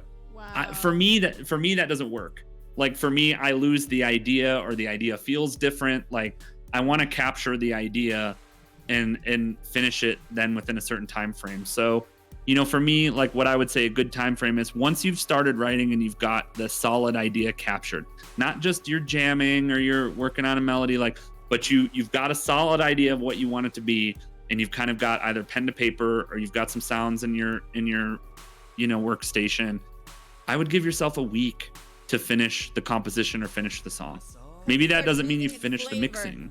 It's like, I totally get what you mean. And then if you come back to it, you've already had other experiences that's gonna kind of muddle or make the song or the texture of the sound change and morph into a different feeling. Yep. And then you don't have it anymore. Right. Like it's you writing a different song at that point. And I am the world's worst perfectionist. Like I think it shows in my songwriting, but it's also like, for me, where I get paralyzed is, if I let the idea go too long, it's a different idea. And then my perfectionist tendencies kick in and I just don't finish it. Because then I'm like, now it's two conflicting ideas, or it's like idea A, idea B. I can't decide between certain things. It becomes much harder for me to finish the song. Then my other voice starts creeping in like, oh, well, maybe this just isn't that good of an idea. You're wasting your time. You need to move on to something else. And I've done that. Like one of the things about production streams that I love doing is when I was writing, when I actually Lost Child, it's so funny that Lost Child, which was such a seminal song, because for me, in some ways, if there were like a throwaway song in my catalog, it would be Lost Child. I know this sounds really weird, but it was like a song that... What's going on, Dan? Thank you for the biddies. Thank you for the biddies. I don't hear the alerts, so... I didn't hear it until after you said it. Aw, that's so awesome. The bitty bit. The little bitties. Hi. Best friends of I'm Dead Llama. Aw. Well, welcome in. I've seen your name before. I know I'm Dead Llama. Yeah, Dead Llama's amazing. He's an awesome supporter in the music community, and he's also trying to work on his setup. Because, your setup is really what makes or breaks you, because you can be the most best guitar player, the best drummer, but if it's not like a direct input, like me, I want to start noodling again, but I had to get another mixer, and I have, all these things, like we were talking about interfaces and stuff like that. Like that's what's really gonna make your stream shine, the sound. So I'm coming into my first year anniversary that I got affiliated. I think it was June 15th, I think. Nice. So next month. So hey, I could be beating myself up too. And the way I started doing streams was because I do yoga, and I was taking my dog out, and I wanted to get this glorious sunset, I remember, and she wanted to come with me. I saw her little eyes. I have a Pomsky. She's half Pomeranian and half husky, and she got them husky eyes. Oh, that's an interesting breed. I know. Like, how did that even happen? But and you have an awesome looking dog too. Does he or she come into the stream too? Like sometimes. Yeah, that's my sister's dog, but yes, it's Pug. The Pug. Those are so sweet, their little faces. So anyways, she ended up taking me down the stairs because she wanted to go so bad. And then I fell down the stairs. I twisted my ankle. I went to the emergency room. I was in crutches, and I couldn't teach. I couldn't do anything. I couldn't walk. So I said, well, I guess I'm not going to feel sorry for myself. I'm going to start like journaling and going on Twitch and live streaming, and that's how I ended up, getting into it and started doing podcasts and started like getting all my favorite peeps and like talking to them because I couldn't walk and I couldn't do anything. Right. So, and we started getting people in there. I remember I got this one guy from a Netflix series, getting my sexy back, and he had lost like 200 or 300 pounds, something crazy like that. And so we ended up just like having fun with it, and then it became a thing. And I love supporting people with awesome content. And so, and then a year later, I'm still not even to 300, but I'm getting there slowly, Right. And then doing IRL of New York City and do the meditation thing. And then me and Phoenix are getting into the whole project too. So getting into what you love, like what you were saying earlier, that's really because you start losing yourself. You can get very depressed, very like just down on yourself. And once you find that thing that what was I doing when I was my happiest? And yeah, it was when I was playing music, when I was focusing on those things. So yeah, you're totally right on that. And so that's how you started too, right? You started doing it because you were like, this is what I really want to do and make me happy. Yep. And at that point, there just wasn't a whole lot else that was making me super happy. So for me, I needed to reconnect with that thing. It's always something I've loved and cared about, and I just needed to get it back. And once I did, it's like I've always had this scenario in my head. It's like if I could walk back, I know what song it would be. It's like if I could time travel and go back to the past and sit down with me like 10 years ago, like right before, I was about to give up playing, and I could have played myself the song Faith in Short Supply. Like if I could have played myself that song in 2008 and said, this was the trajectory you're on, like you're going to be able to do this in 11 years. I know me back then would have lost my mind. Like I would have been like, are you fucking serious? Like, well, and to me, like there's still some of these songs that I listen to, like, it's mine. So sometimes it kind of, when I'm playing them a lot, I forget like what's special about them to me, or like, I just get in a routine and it's like, I don't think about them. But then occasionally I'll have those moments of clarity where it's like, I'll listen to a song, or as I'm writing something, I'll just be like, man, like if I could have played this to me 10 years ago and been like, this is the path you're going to be on. And had I not lost those 10 years, I'm sure where I'd be now is a different place. But also at the same time, I look at it and go, yeah, me 10 years ago listening to Faith in Short Supply, or My Feet in the Mud, or Lost in the Storm, or Black to White, or like any of these songs, my brain would have been blown out of my head. Like I just wouldn't have believed that was something I could have done, especially with the limitations I had, writing when I was writing in the 90s and the early 2000s. Like it was just so much more limited than what I can do now. And that's what's so cool. It's all from the for sure. It's just like nuts, like all the stuff you've gone through. So yeah, I mean, it all comes down to, you feel like you lost that time, but you really was gaining your character and the person that's writing all these songs. Very true. Very true. And I know that it's amazing to me. Like the one thing I will say is it is amazing what you can create at home now. Like just the quality of the sounds and the quality of the production. Like everybody's been saying for years and years, like, oh yeah, you can produce at home, like what you can do in a big studio. But really, I feel like it's over the past couple of years, really the past 5 years, that you really started to see like albums and songs produced at home becoming, or in home studios becoming big hits. Like obviously Billie Eilish is the big one everyone thinks of, that entire album was produced in a home studio. But I feel like that's more and more common. And some of that is because, for not a ton of money, the quality of what you can get as far as virtual instruments and as far as, music production software and just what you can do is so far ahead of what was possible even 5 years ago. And obviously a lot of this stuff has existed for a long time and you could get results out of it. But it's like, I listen sometimes, like a lot of times with the orchestration, I'll sit around and I'll listen to the orchestration that I am able to produce now. Same process as I was writing it, 10 years ago when I was writing it on my Korg synthesizer and stuff.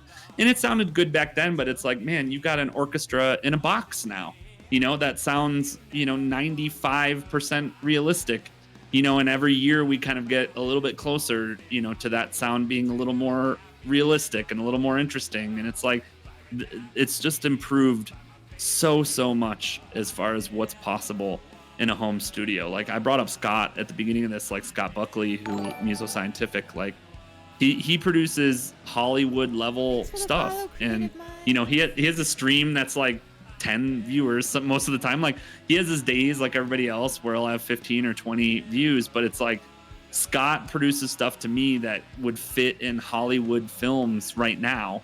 And at that level of quality, to 10 viewers on Twitch, and it's incredible. And all just him at his home computer with virtual instruments. It's how far you can get with this stuff is amazing. What's up, Creative Minds? How are you? Thanks for coming in. Thanks for the follow. You're awesome. Creative Minds is another awesome music streamer here on Twitch. Oh, I gotta give follow then, because everyone you're mentioning sounds like awesome. I only know awesome people. Okay. Yes. I only know the most awesome of the awesome. I'm very I do follow very you connected. already.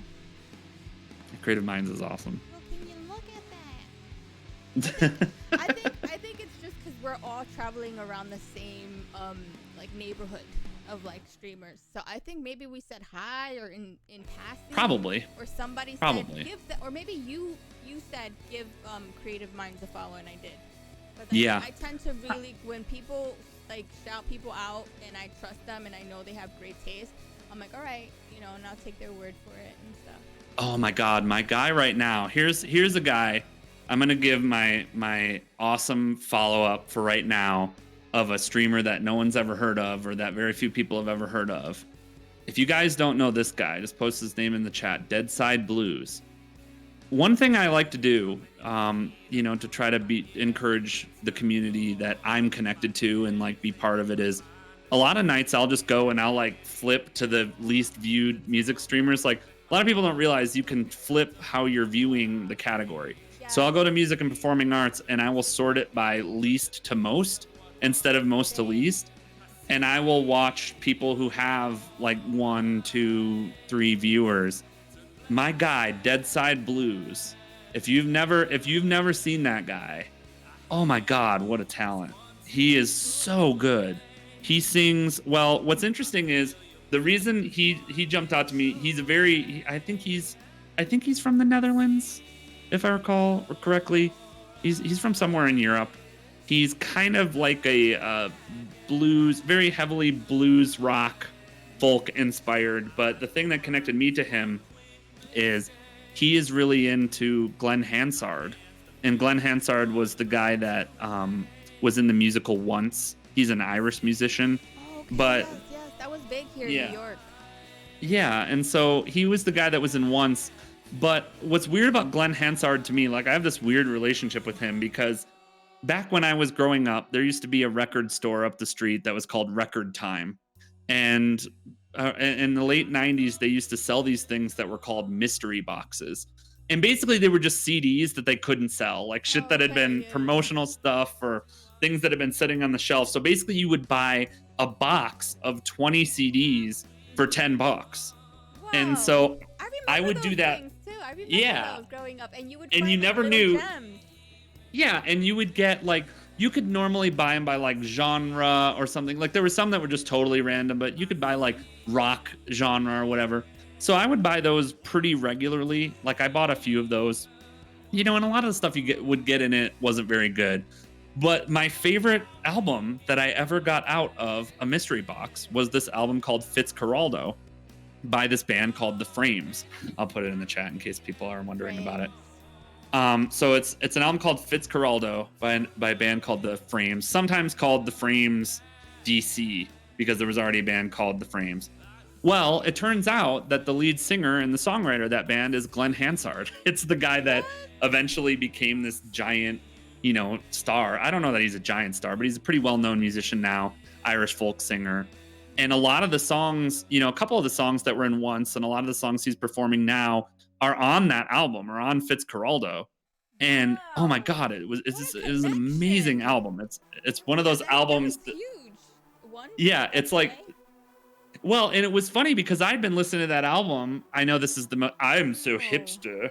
I had been listening to that album since hipster 1998. That got it in a mystery box. I did. I got it in a mystery box. Like my copy of the CD, it was clearly a promotional one because it had a promotional stamp on it. And I loved it. Like, I just loved that album. And I'm like, what a talented song. Just so good. And you can still find it. It's on the streaming services. It's on YouTube. I actually just listened to it the other day, but I came into the Deadside Blues' chat the other night and I requested one of the Glenn Hansard songs because I love, this is my favorite thing. If I could give any advice to Twitch music streamers, this would be my advice I would give. It's like, do something different. Like there are so many streamers I see like that. I know this is like, and I maybe this is advice that keeps me from being super popular or whatever. I don't really care because popularity is not the only goal. Like, yes, I want more people to listen to my music, obviously, But at the same time, it's like, if I have to sit through another fucking cover of Creep or Hallelujah, or if I have to hear those songs one more time. Oh my God, let's give a round of applause. And I'm like, and I don't get me wrong, there are very talented people doing very talented takes, but it's like, for fuck's sake, like, so Deadside Blues, part of what I loved about his stream is he was playing all this different stuff. It's like stuff I have not heard musicians play on Twitch. And obviously, I'm really connected to that album. He performs the song Say It To Me Now by Glenn Hansard, which is a song off that Fitzcarraldo album. Oh my God, he killed it. It was so good. He's such a good singer. To hear it then, really good, really good streamer. But yes, I will say that, like, you know, and look, I get it. If you're there are different. This is one thing I try to say to people as well. I don't believe that there is such a thing as the Twitch music community. I know a lot of people refer to the Twitch music community as if there was a Twitch music community, like that Twitch was behind or something like that. I don't believe that exists. I believe that there are lots of little circles of people. It's almost like a live music scene where you have like the rock bar and you have the cover artists and you have the pop artists and you have that stuff. I think I'll tell you what my theory is, and I can be totally wrong. I'll give my batshit crazy theory about what Twitch is doing. But there really isn't a Twitch music community right now. And there's definitely, it's like a live music scene where there's circles of people. And I know that there are some people that are getting into Twitch music because they just want to amass a lot of followers very quickly. They're a cover artist, and that's what they're here to do. And that's great. There's nothing wrong with those people. It's a different focus than what I have. It's different than what I care about when it comes to music. Those are the people that, you know, are doing, you can flip into, it's just like the radio now. You can flip into one of 50 Twitch music streams where someone is playing Creep for you right now. And you can go listen to Creep. Literally. And that's great. If that's what you want, that's great. And I would say, Radiohead fan, yeah, I get like really annoyed. I mean, it's kind of like the whole Black Hole Sun for Soundgarden. Soundgarden is such an underrated band. You take that back. I love Black Hole Sun. No, but I'm obsessed. I'm obsessed. Like, Chris Cornell is my favorite singer ever of all time. Oh my and God. I followed Such a him loss, since I was man. like a child. And I went to every show he had in New York City. I did meet and greets. I did everything. I would always go, whether it was his solo projects, with Audio Slave. The last show I saw was a year before he passed away, and it was Temple of the Dog, because I was a huge Temple of the Dog fan. Ooh, that has been good. So, like, when people say, oh, yeah, the guy that sings Black Hole Sun, and I'm like... and yes. It's like, no, he was so profound and deep in his lyrics, and he was so, like, sad and depressed, and yeah, you heard it in his freaking lyrics, and they were so fucking good. And that's why when people, like, the same thing with Radiohead, he's so much, it's more than Creep. It's Pyramid Song. You know, it's like songs like Exit Music. Those songs are amazing and better than Creep. But oh, for sure. I get why Creep resonates with people. Like, this is because I do feel like Radiohead gets kind of pretentious about Creep sometimes. You got my heart. Euphoria Morning. That is Euphoria Morning is one of my favorite albums of all time. Yes. I love that album. Okay, see, now I know why so good. there's such a connection here, because that whole album to me, so good. Yes, Disappearing One. That's one of my favorites. For me, it's Seeking a Friend for the End of the World. I love that song. I remember the video. It was like all green screen. I don't think I've ever seen the video for that. I've seen the video for Can't Change Me, and that's it off that album. I'll have to go look it up. Yeah, that Here's another fun one, thanks to my sister. If you want to go look up a video that's like tripping balls, go watch the video for Aqua. It's by Aqua, the band that did Barbie Girl. Yeah. My sister is a big fan. My sister's a big fan of them. Look up the video for Cartoon Heroes. We just watched it today, and it is a trip. Aqua Cartoon Heroes. Oh, if you want to watch something silly, it's silly. It's good entertainment. Oh, no, Chris Cornell. That's probably the one music death at this point that really affected me. Like, wow. I love Chris Cornell, and when he passed away, like, and it was so overshadowed by Chester Bennington, which to me, I never was a fan of Linkin Park. So, like, I mean, I respect Linkin Park. You know, they were a massive success, And one of the things about Linkin Park that I forget about a lot is they had a lot more hits than I realize. Like, they have a lot more hits than most people realize. I will say that about Linkin Park, that they were really popular for a really long time, and they had a lot of songs that, you know, people forget. For me, they kind of blend in my head because I feel like a lot of their stuff sounds exactly the same, and that's just my opinion. But, you know, that's like me. But yeah, I get you. but then, I mean, Chris Cornell dying, you know, a month or two later, it's like I felt like it got so overshadowed because it was like, Chester. But then I'm also old, so I understand. So it's like, Chris Cornell, though. Chris Cornell. Yeah, it's his anniversary this month, the 17th. It sucks. I remember I was streaming that day. I was streaming the sunrise, and I was wearing my Higher Truth hoodie because it was still a little cold. And I just remember it was the most beautiful orange red. I mean, it was one of those, like, I think top 5 sunrises I've seen in my life. And I was so, like, I don't know, it was just very strange. And then I go and I get like a text, oh, did you see about Chris Cornell? And then I go right to Twitter, and like literally it was like my dog died. Like, I started crying like horribly. And, yeah, we're in for that. I know. I feel like a lot of I was just talking about this the other day because we were talking about Butch Vig from Garbage. Most people, if you want to feel old, yes. Butch Vig is 64 years old. Wow. Most people don't realize that. And a lot of our favorite artists and stuff, like my favorite, you know, decades of music really were 80s and 90s, and it's like most of those acts and bands are getting pretty up there. Shirley Manson fan. Like, she's one of my girls. Shirley's amazing. Like, oh, and me and Phoenix, that's why we have such a great connection, because like that's one of my girls. Shirley Garbage Manson is amazing. I saw them 2 years ago, and they were fantastic. And they're up there in age, and they're still rocking it. You know, they are. Well, and they're just so I mean, they are a super group in some ways. A lot of people forget that about them. You know, that they're a super group of producers. Right. You know, and so it's pretty. Garbage is just so interesting to listen to. You know, especially if you're into music production or engineering in any way, they just are so well produced. You know, they're excessive at the right times, and they scale it back at the right times, and the songs are always interesting and ebb and flow really well. They're just so good. And that was another moment of feeling old, because I saw Garbage in Salt Lake City, and we were standing in line, and we walked up, and this venue that I was in, there were it's two venues. There's like a left venue and a right venue. And so we come walking up, and there's a big long line. And so we. The one that did. I'm sorry to interrupt you, because Creative Minds was saying how Butch. Nirvana. Butch done tons of stuff. Yeah, he's done Nirvana, Smashing Pumpkins. Yeah, he's worked with everybody. Amazing, legendary artists, and yeah, I can't believe it. Like, whoa, to have him in your band. Yeah, and so we're standing in this big long line, and we're like, oh yeah, this is obviously the line for Garbage. And we noticed that the line is, you know, kind of young. I'm like, wow, I wouldn't have expected Garbage to have this many young fans. And so finally I asked somebody that's standing in front of us, I'm like, this is a line for Garbage, right? And they're like, who's Garbage? And I'm like, what do you mean? And they're like, I don't know who that is. We're here for it was some EDM act or something. And we're like, oh, we must be in the long line. And then we walk over to the much smaller line of old people who are standing in line to see Garbage.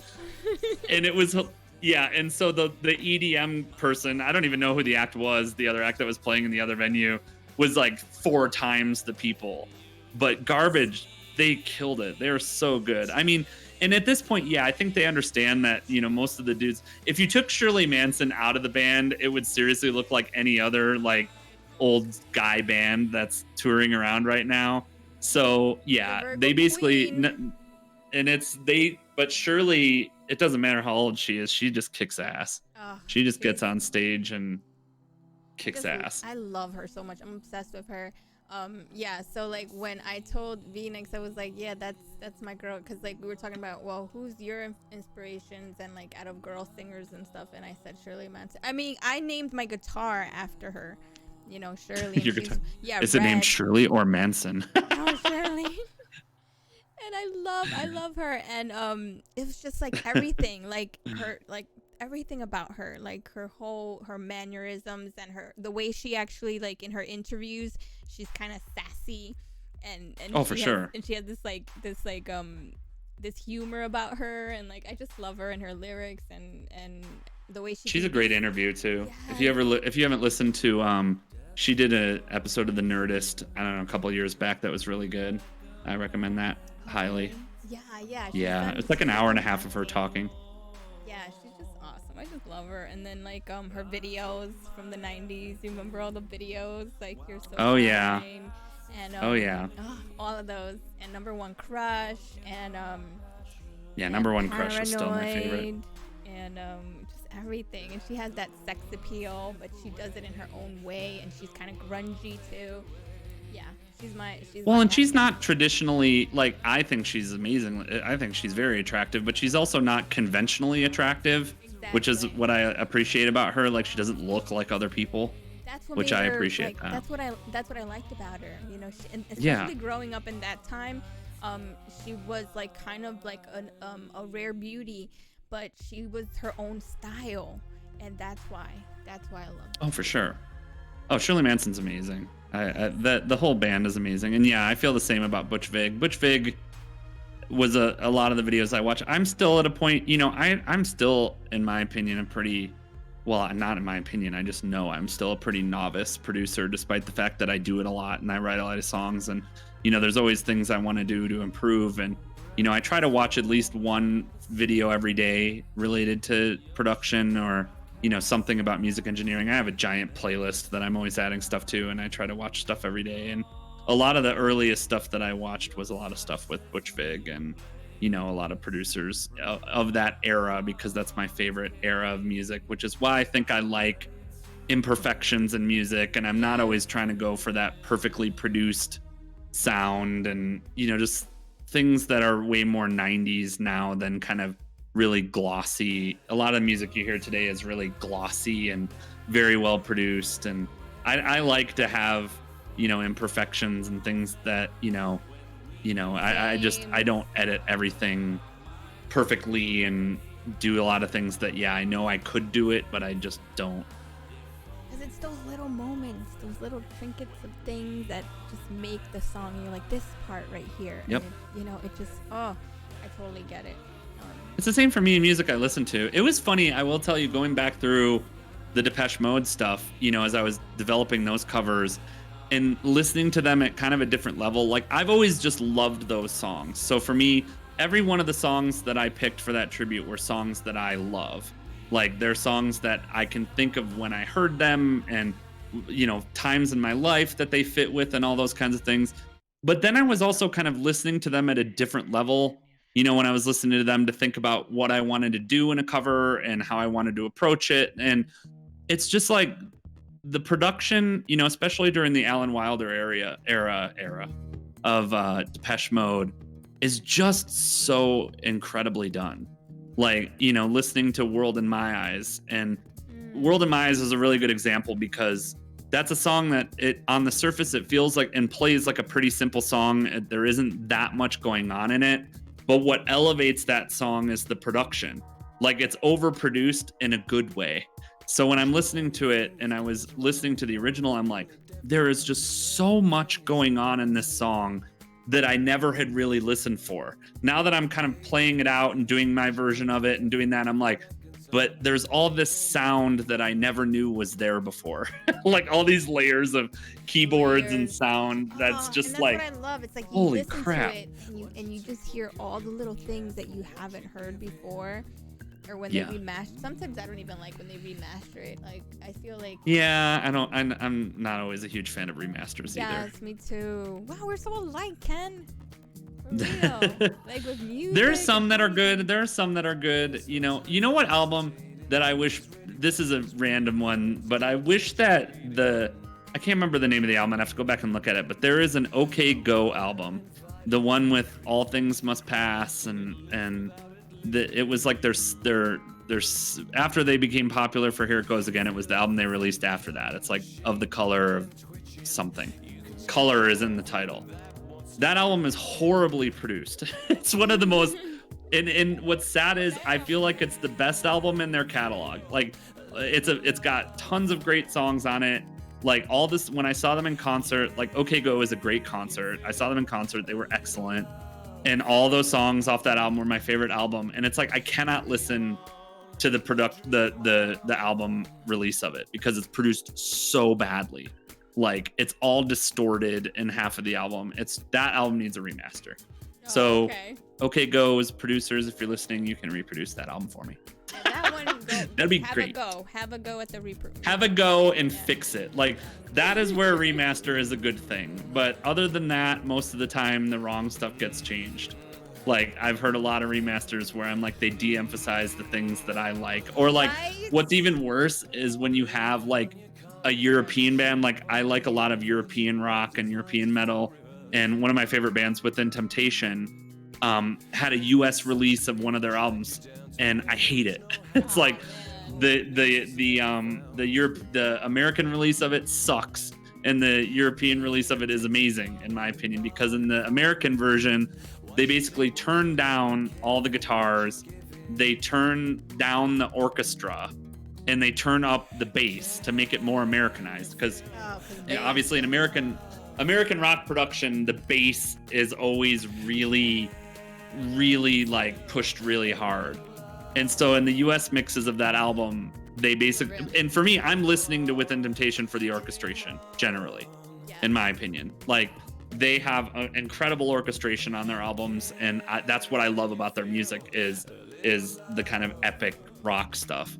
And of course, it's like they take it all away in the American mixes of those things. So for me, yeah, I love their music, and I agree. I feel the same way about most of their albums, that their production is not my favorite, but I would still take the European production over the US production any day.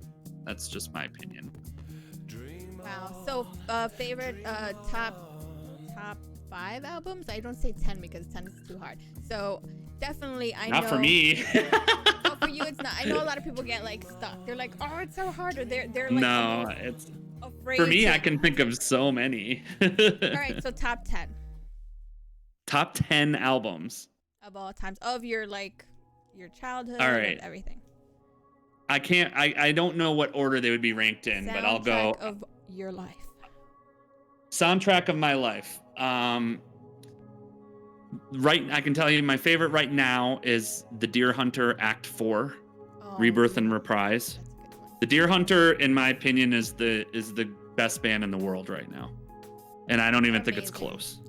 That's just my opinion, but so I think it's just not even close. Like they in terms of musician, they have the perfect combination of musicianship, songwriting, creativity, genre bending, and production. They are just incredible. But Act 4 for me is really kind of the seminal album for them. I personally, what's weird is Act 3 is of that series is probably my favorite right now because it resonates with where I'm at right now. But Act 4 is really the big one. Depeche Mode, Violator, for sure. I've talked about that quite a bit. I probably don't need to say much about that. Muse, Absolution. Great one. That album, and not even though what's amazing to me about that album is even though it has most of their biggest hits on it, the whole album is just phenomenal. That whole album is so well done, and the ups and downs and the song order of that album, even the B-sides on that album are great. It's an album that in my opinion doesn't have any bad songs on it. Yeah, and that's rare. That's rare. Like you can put it from beginning to end, and you're just flowing into every song. Like, oh yeah, I love this. Oh shit, this song is my song. Yeah, for sure. Yeah, for sure. Where do I want to go next? I would probably say, Pink Floyd, "Wish You Were Here." For me, that's the one. I love a lot of Pink Floyd albums, but for me, it's so hard. For me, the favorite is "Wish You Were Here," just because I love "Shine On You Crazy Diamond." It's probably what it is. I mean, I do think that the midsection, like, I am not as huge of a fan of "Welcome to the Machine" or "Wish You Were Here," but yeah, and to me, that's the choice. It's the choice between "The Wall" and that. But I just feel like Shine On is so good that it kind of elevates the whole thing. Where The Wall has a couple of moments, just my opinion, that it gets stuck in a rut. Like the beginning, I think after Hey You, I feel like The Wall kind of gets stuck in a bit of a rut where it's not as interesting.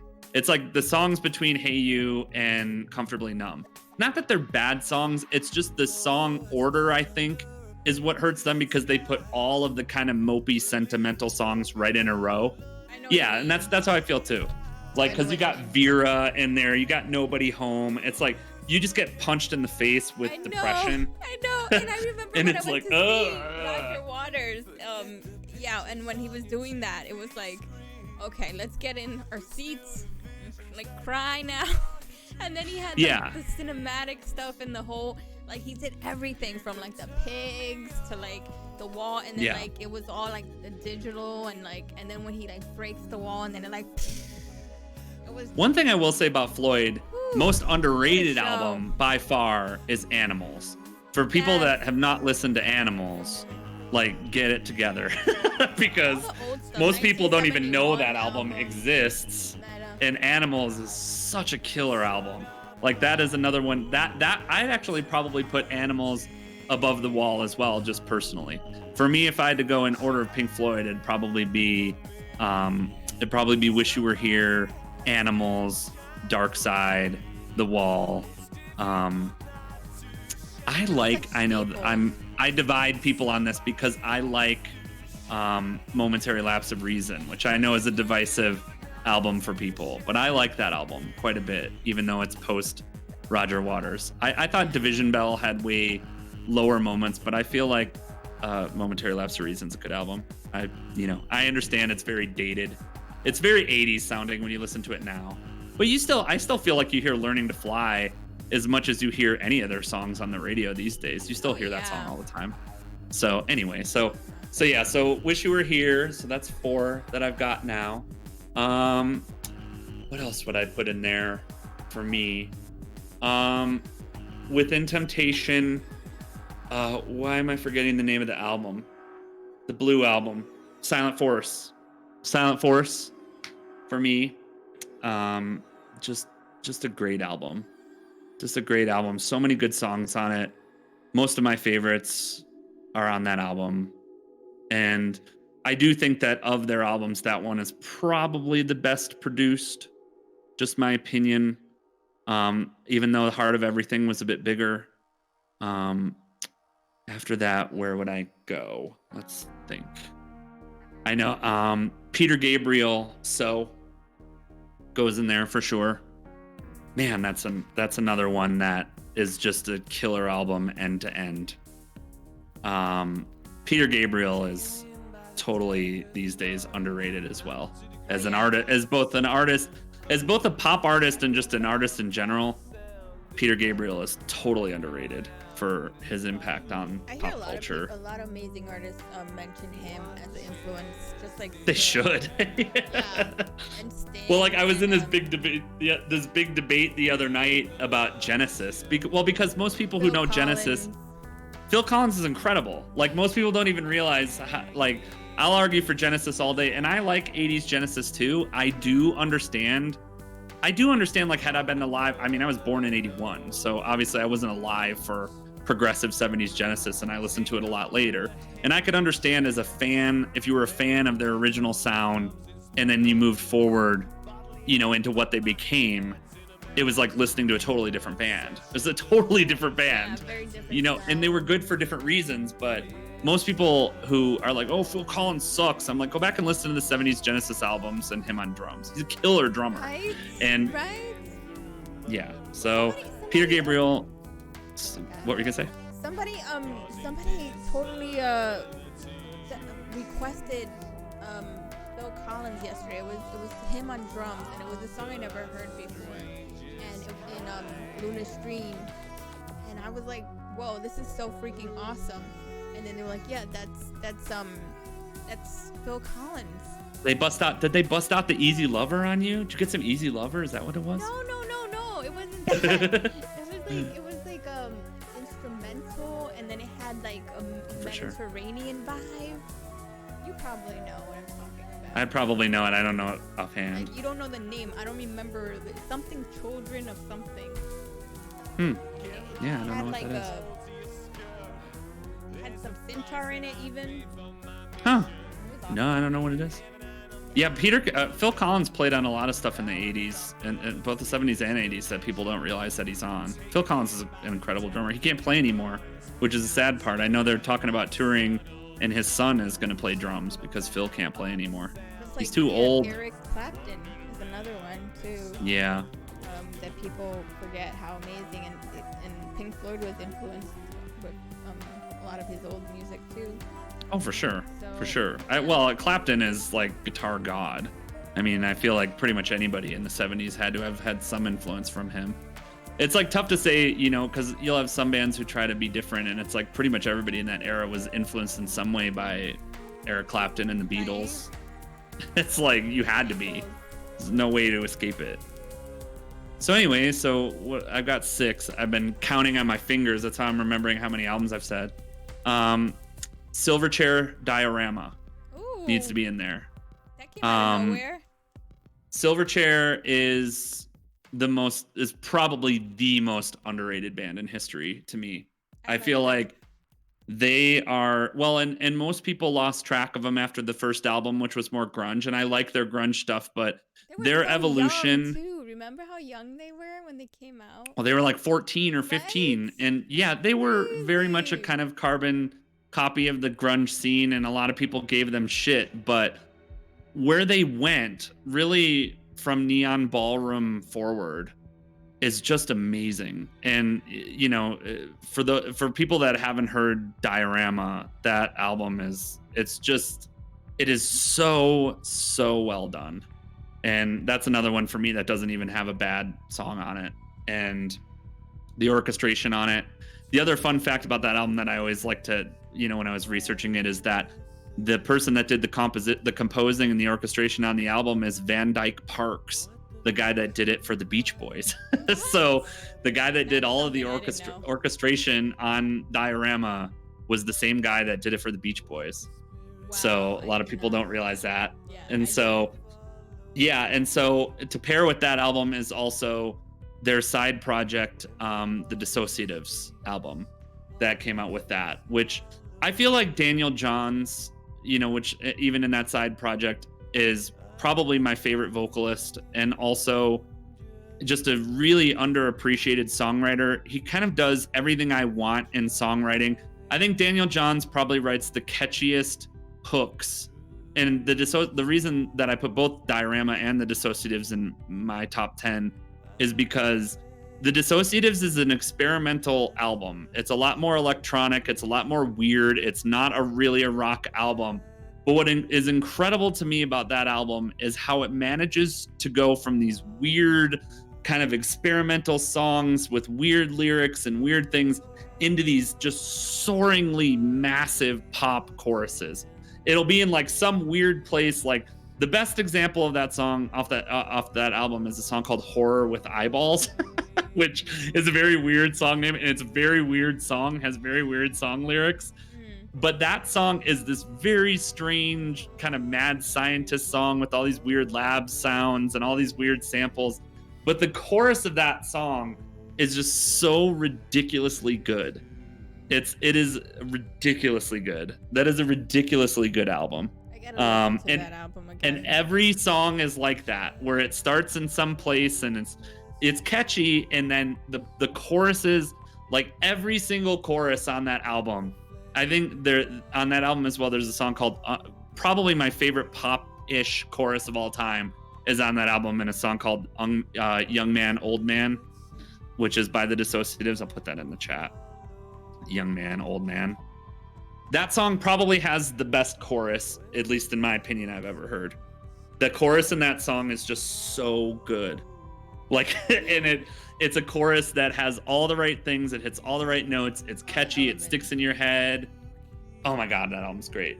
It's also very weird videos too. So if you like weird music videos, Oh yeah, the '90s had weird the music best videos in there. music videos too, and then Yeah, they were mid 2000s, I think, Dissociatives, early to mid 2000s. So yeah, it was still tailing off of that. And then they did their final Silverchair album. It was like 2007 or 2008. What are they doing but now? they broke up. So Silverchair broke up in, I think, 2009, and Daniel Johns did a weird. He's done a lot of weird stuff since then. He's clearly very eccentric, and that's part of why he's a good songwriter. But he did like a Sade album, basically. He did like a weird, very chill R&B album. Like it was totally out of his thing. And then he just did an album like last year or 2 years ago with the lead singer of Empire of the Sun. So it was Daniel Johns and the guy from Empire of the Sun, and they had a project called Dreams. Oh my God, Phoenix. And that album was very hardcore electronica, the Dreams album, which I like that album as well. But I don't think it was very successful because that project like dropped off the face of the earth after they released the album. They like promoted it really hard, and then you heard nothing about it. But my guess is that, you know, Daniel Johns is kind of famously tortured. So I'm sure he's an interesting character to work with. But he's brilliant. It's purely like the heart of making music for him. Yeah, and he goes all over the place. Yeah, they had their moment, and then, you know. Yeah, I remember. So I've got 8. So 9 Inch Nails, Pretty Hate Machine. Woo! Belongs in that conversation. You know it. So that's 9, and then yeah, I know my last one is gonna be Marilyn Manson, Antichrist Superstar. Woo. Those are yeah, probably a pretty big, diverse mix of albums there. But yeah, and that's leaving out a lot of there's a lot of favorites I can think of. Like I brought up that Frames album, Fitzcarraldo. I love that album. You know, Stevie Wonder. Honorable mentions. Yeah, I mean, that needs to be in there. Stevie Wonder needs to be in there. The Musicarium. Oh my God, anything Stevie Wonder in the 70s. Stevie Wonder is probably the most talented musician walking the planet right now. Wow, he's still around, right? Oh yeah, that's another one that I don't ever want to hear that news. Stevie Wonder is incredible. We just lost Little Richie, and he influenced. Yeah, I saw that the other day. It's weird because, you know, a lot of people who don't, you know, kind of listen to a lot of different types of music don't even realize, like, oh yeah, bands like Little Richard or artists like Little Richard had an impact on heavy metal. Yeah, people are like, what? It's like, but he did. You know, it's like if you go back and you trace back the lineage of a lot of these bands, it's like heavy, you know, a lot of the heavy metal sound came from that. Like Led Zeppelin, you know, who arguably, I'm not a big Zeppelin fan, but Zeppelin and a lot of the bands in that era who invented heavy metal all cite Little Richard as an influence. So it's like, yep, a lot of these genres come from artists you wouldn't think of. I know, and people don't realize that, and they're like, oh, that's old, that music is like, yeah, but what, you know, the people that you probably adore and love were highly influenced by them in some way, or it evolved into that music that you're listening to now. You know? Yep. Absolutely. And then other honorable mentions, Alan Parsons Project, iRobot. People haven't listened to that. If you're a Floyd fan and haven't listened to that album, you definitely should. iRobot. What else? Yeah, I realize, like, I know that I'm kind of a weirdo in the sense that I like a lot of progressive rock. I like some more of the modern progressive rock. I do like more industrial metal. So like I like Manson and 9 Inch Nails and Orgy and a lot of the bands that were more industrial. Oh my God, you said Orgy. Oh my God, I remember them. Oh, I fucking love Orgy. Yes, I met them back in the day, in the days. Like, wow, that was a long time ago. Orgy is another one that I would recommend to people that want to produce in this genre. Those albums are very well produced. The 2 Orgy albums. They're very well produced. I remember I won tickets to go see them. I've never seen them. I don't even remember hearing of them touring. I'm sure, of course they did. They were popular, but it's like, Yeah, I yeah. don't remember hearing anything about them. They were one of those bands that were like big for 2 seconds and everybody just knew Right. Blue Monday. And I was like, but Loving you is Stitches, strange. Stitches. Yeah, exactly. Stitch. Oh yeah, yeah. Fetisha. Yeah. I still listen to Orgy too. If you've never listened to, Right? He knows. if you like the Orgy sound and you haven't listened to Snake River Conspiracy, Remember he had that. Remember he them. had like the he used to do this thing with his microphone. I've never seen them live, so Oh, I don't no. know. I'd have to watch live videos. Oh, it was fun times.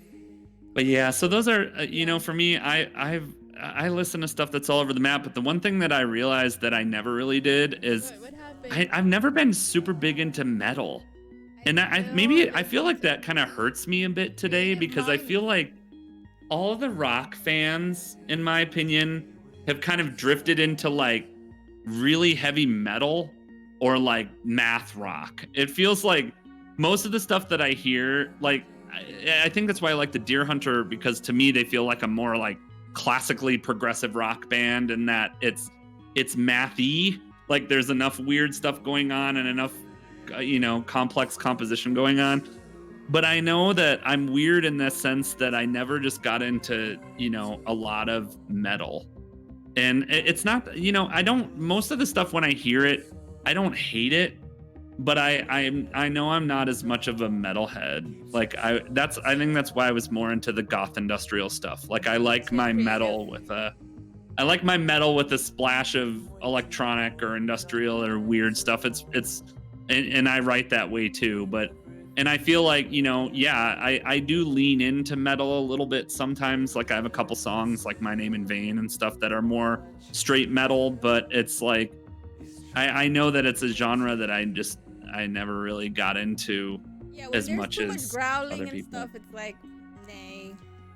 I don't mind that. Like to me, there's still a lot. There are songs that I like that have in it, but in terms of like the albums that stand out to me or the things I go back and listen to again and again and again, I don't listen to much metal again and again and again. I'll listen to it every once in a while. Renee Rosa. I don't know. I feel like my influences are really weird. When I talk about my influences, people are like, what?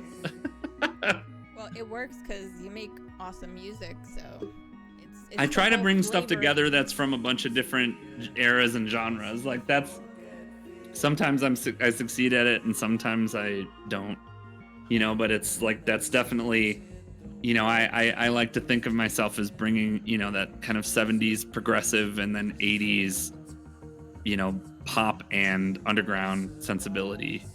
Evil Adam. In a perfect world, right? Like a progressive Pink Floyd with some industrial 9 Inch Nails and some Radiohead and Mazzy Star and Garbage in a machine, and then like Mazzy Star. I haven't heard Mazzy Star in forever. Well, her guitarist just passed away a month ago. I remember I was doing a painting. And that was all I was listening to. And I saw her, and she doesn't tour that much. I saw her like when was the last time she toured? Maybe 7-8 years ago. And she doesn't like any attention. She doesn't want any like flashing cameras. No, if like they would catch you, like they would remove you from the venue. And did they do like the cell phone bags for her or whatever? Yeah, they did like a lot of like you couldn't, and everybody adores Hope, the singer. Like they're like, oh my god, like they were like worshiping, like crying and stuff. Like I was like, oh my god, her like following. Yeah, people with female singers, man, it's a rough life being a popular female singer. Like I've been friends with a few, and it's definitely, you get there are lots of people that really have unhealthy relationships with these people sometimes. Yeah, for sure. But when I saw her, it was so beautiful. It was magical. She has like the lights in the back, the projection, the beautiful lighting on her, and she's so simple and gorgeous, and it was just so nice. It was so pretty. And then she doesn't have like these crazy vocals. She's just like perfect, like the way she is. Like that's. See, I like that too. Like I feel like a lot of stuff. I feel like over singing is a big problem today. Thank Like, you. you get your Christina Aguileras and your people out in the world, and pop music has really gone in this direction where like over singing is considered to be good singing. I got into a Ugh. big argument in I someone's know. Twitch See, chat me and because Ken, they were man. trying to Me and Ken. they were Ah, trying to tell me that like, oh, I want more feeling, and they were associating over singing with feeling, like, oh, lots of random vibrato and lots of stuff like that. And I'm like, some of my favorite songs are ever are really understated songs. Like, we've talked about Radiohead a bunch. Radiohead is a great example of that. yes. Like, take Tom York and pull him out, and he's just kind of a whiny British dude. Like, I love him as a vocalist, but it's like for a lot of people, he wouldn't even be considered a good singer. And it's, I think that, yeah, Billie Eilish is the same.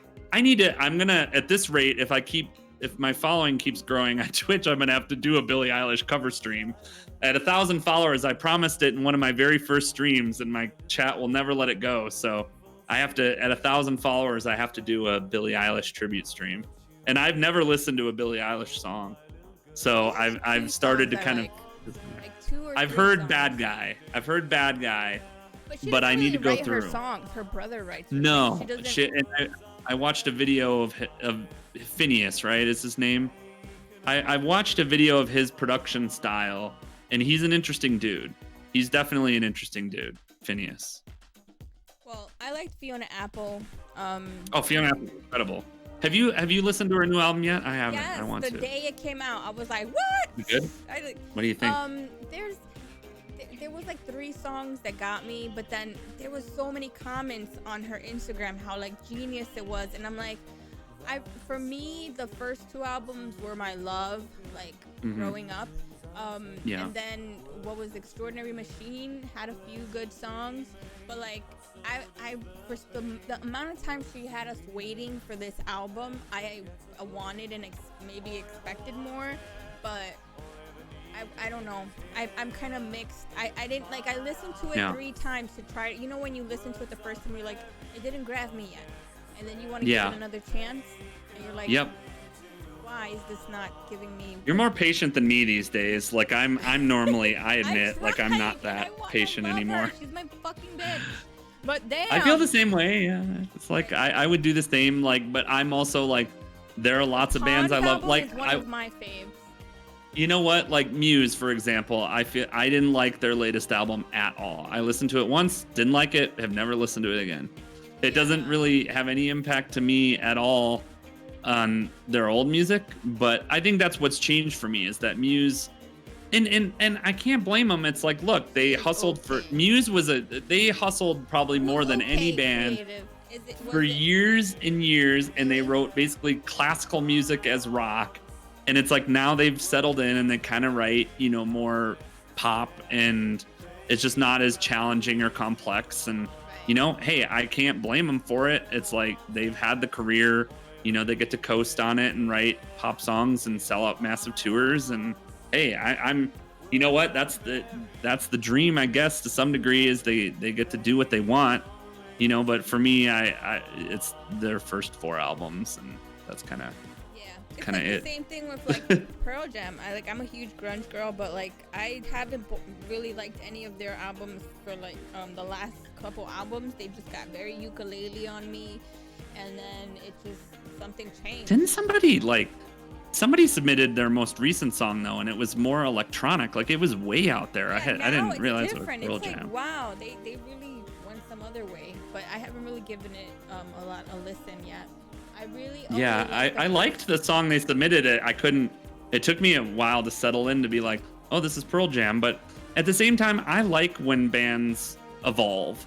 So to me, like, I'm not opposed to a band doing a different thing, and to me, I can understand why that happens, especially as a songwriter. It's like, you get tired of writing the same thing over and over. And it's like, yes, I understand that in the commercial music business, that's your job, is to write the hit single over and over and over again. But it's, Bowie is, the thing about Bowie though, is like, I don't know, I'd have to go through and look up those album stats. Is like, yes, Bowie is very, very revered, and Bowie's, I loved Bowie's evolution, and I especially liked his like electronic music phase, and I'm Afraid of Americans with Reznor, and I loved Oh all that yeah, stuff. I love that song. What was interesting though, I don't feel that those albums were necessarily that commercially successful though. Like he kind of did what he want and people let him do what he want because he was a legend, but I also don't think that many people were listening to his more experimental albums. It's like people would rock out to Ziggy Stardust and be like, "Oh, David Bowie's still amazing." And it's like, "No, David Bowie's still out here doing innovative stuff and challenging." Like I really respected that about Bowie. I wish that those albums would have gotten more play. I Right? can't ever remember the name. The one with Little Wonder on it. Oh my The God! one, I yeah, was the just one gonna with the say way that more one. electronica song. Yes, That's such a good when he album. was on tour, he played that song "Little Wonder" on Little Wonder. Saturday Night Live, and I remember Yeah. I got tickets and I saw him, and I remember being like, "This is what a rock god is." Like, Oh, for sure. like so, man, like I just love. Yeah, this is the same album with I'm Afraid of Americans. I'm trying to find Earthling. That's the name of the album. Earthling. Oh, yes. That's a great album. He looked, and he was so beautiful, and he just had that look. He's like, he oozes rock star. Like, Yeah. Well, and I feel like it was the same. Like I liked his more electronica stuff and his kind of like evolution into like borderline industrial. I'm not as huge of a fan of his old 70s stuff. Like it's okay. I don't hate it, Weird. but I just Yes. wasn't as into it. And I like weird progressive rock for some reason.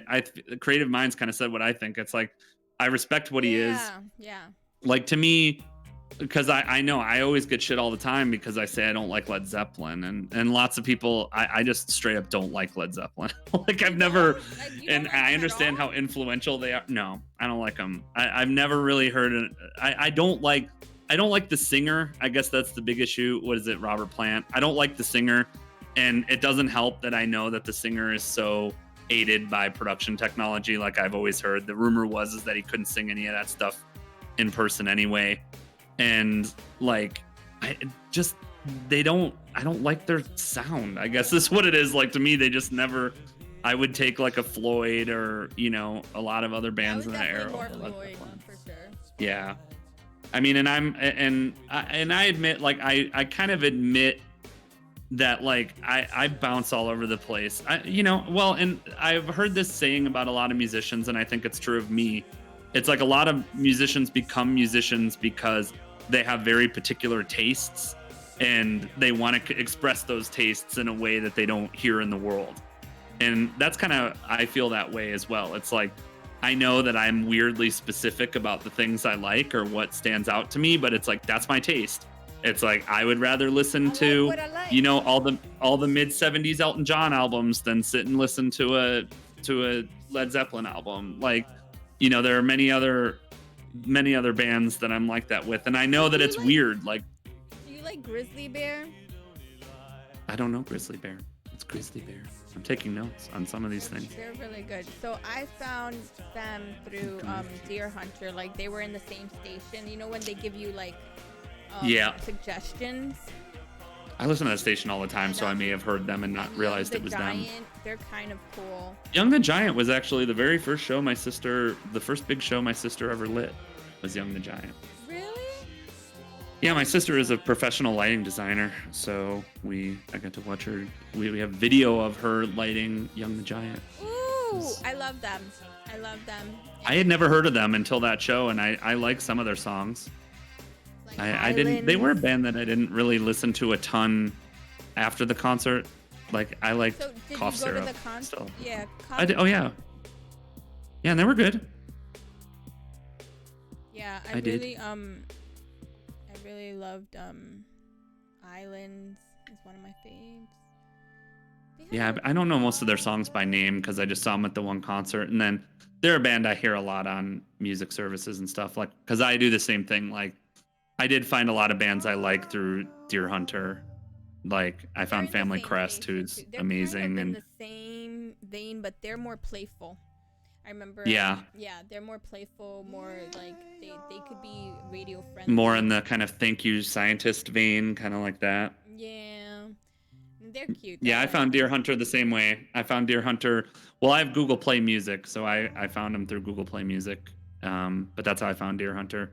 Deer Hunter is actually the reason I started writing music again. I tell people that, like, they were really the seminal band that finally kind of tipped me into wanting to do it again. And it was the song Wait from them, because I remember I was sitting in my office working on something, and I had a radio station on, and that song came on, and it was like a bolt of lightning hearing that song, because for me it sounded like the type of sound I had wanted to produce for years and years. Like, that song in particular had so many elements of it. Like, when I was writing, like, that song would be the ultimate reference for me, like that particular song. And I just listened to it over and over and over again. And I'm like, I had always wanted to produce music that sounded like this. And I had never been able to produce it, back when I was originally writing. And I still don't think that I do that now. Like, Deer Hunter is definitely an influence in some senses, but I don't write like them, so but I love them, and to me they're definitely like I said, I feel like right now they are the best band in the world. I think I've seen them in concert 4, maybe 5 times now. They're so good. Yeah, so yeah, like, that's a fan. Just so good. Like, and they're a band that you wouldn't even need to have a big stage show for them to be good. They have a pretty decent stage show, but just in terms of musicianship and the songs, they're just a fantastic show. Yeah. Wow. So speaking of fantastic show, are you gonna show us a little show of your own? Oh, should we play some songs? All right, hold on, I gotta switch some things. All right, so I'm gonna go get some more water, and I need to go to I need to do that. Can you throw us on a be right back, and then yes. I will set up. Let's set up. Okay. Sounds good. I will be right back.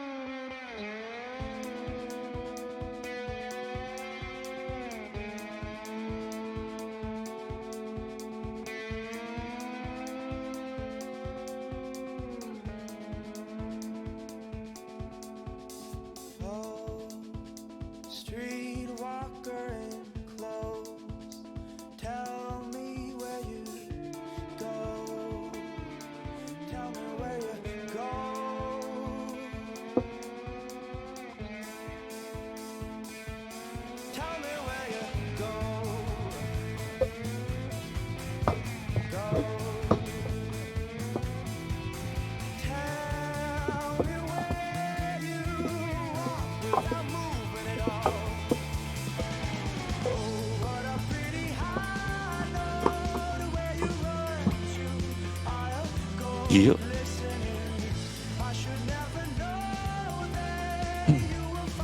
Check.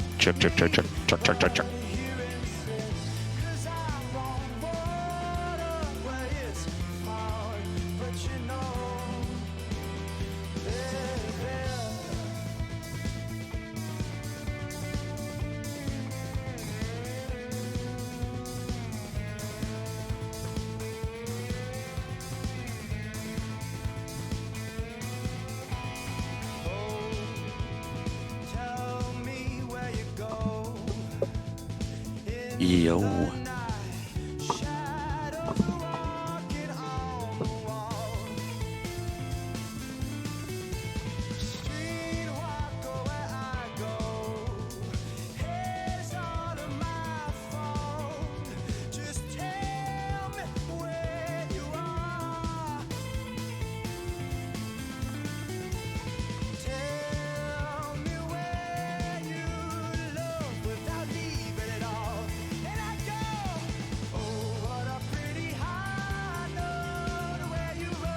Check it out now. I don't know if they can hear me on stream when I'm doing this. They're probably like, what is that noise? What is that? I'm gonna do it this way. I'm gonna do something different.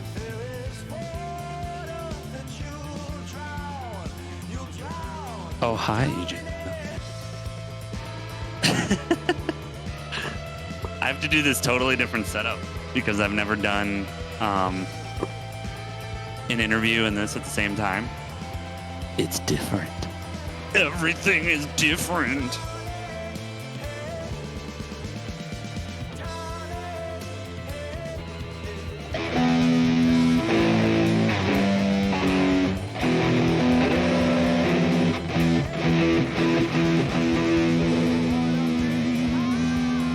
You guys can hear the guitar, right?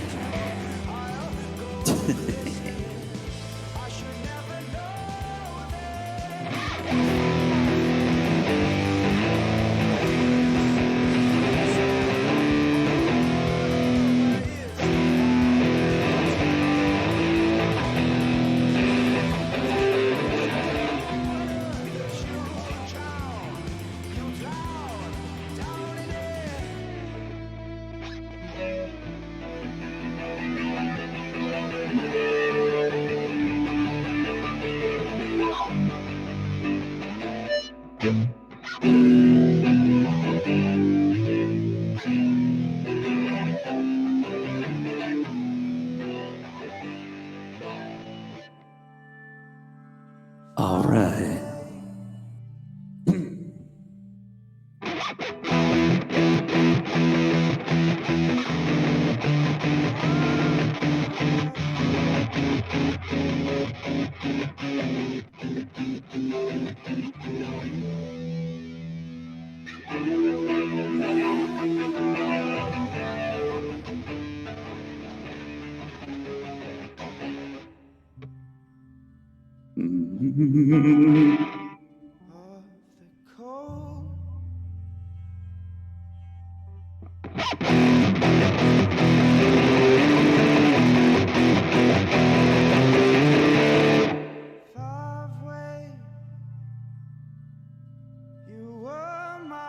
Anywho, there's the big reverb.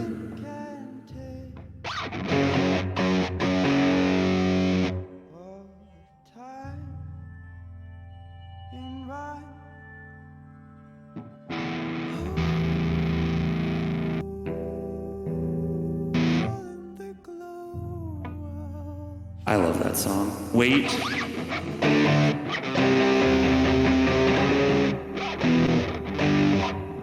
Is it?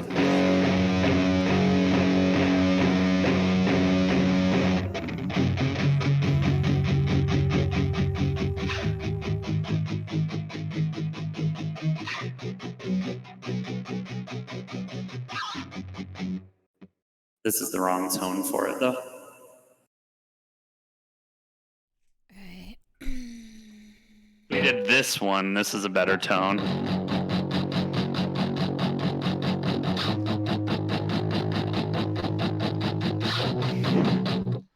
Oh, hi. Oh, hi.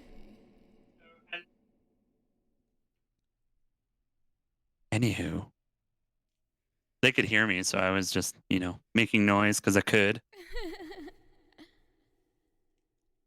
Oh, baby's in the chat.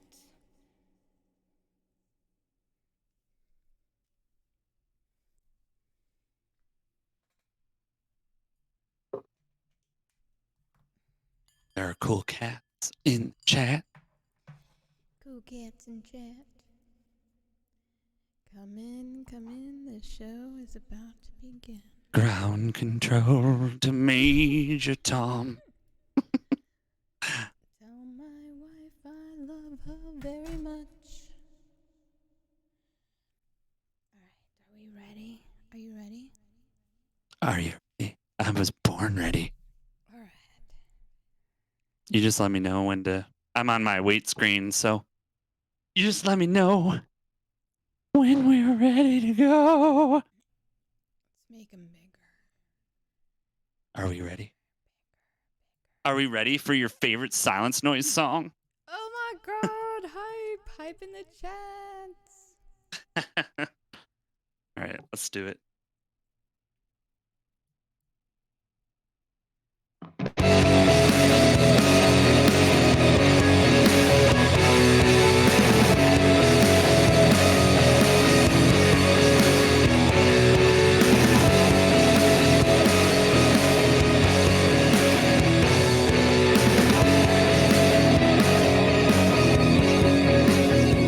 Darth Rips!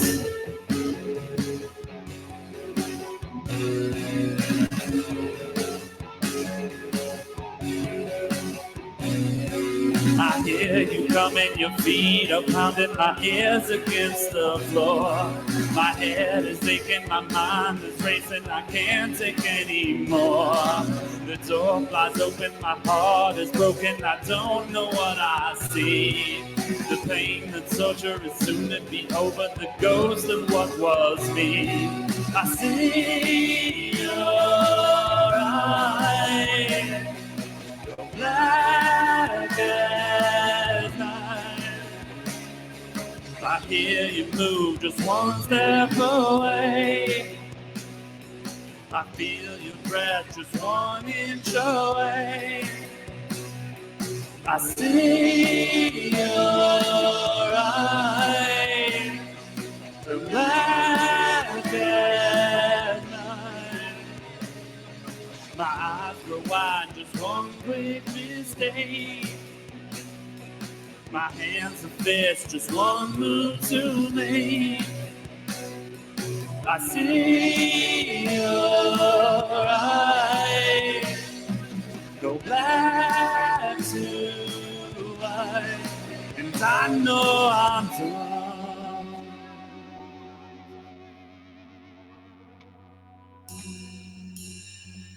I know we're done. What's up? Why do we do this to ourselves? Who have we become? Where are we even going? I see you fading. I see you fading. What do we even want? Who are we becoming? Yeah. The dark places that we have gone. I don't know if we can come back. I see you fading. I see you fading. I see you fading. Becoming something worse.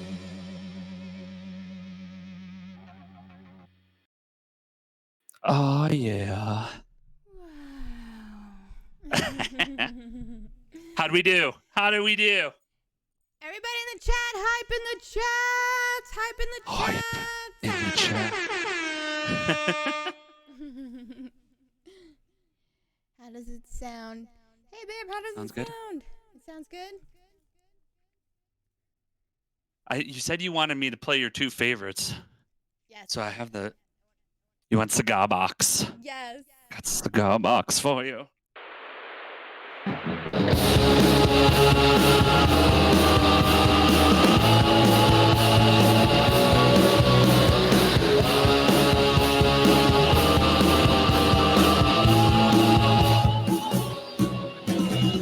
Took a trip to the cigar box, shaking off the peace of mind, comforting the shame inhaled, the only bliss in its solitaire. Checking in so my mind checks out. Flip the switch, turn the flame burns now. Feeling safe, let the truth be told. But the danger waits in a burning hole. Check it out. Breathe deep. cigar box hotel check-in. Breathe deep, you can get out, but you never want to leave.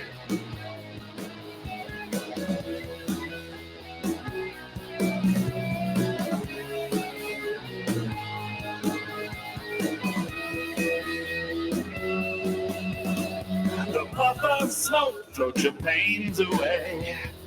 But there's off till the final day. When panic sets, you don't have to fear. You might move on, but you're always here. Check here. Breathe deep to the cigar box hotel. Check here.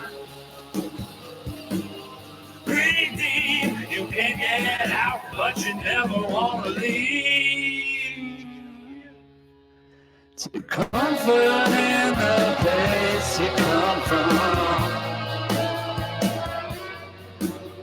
Take pleasure in the pleasures of home.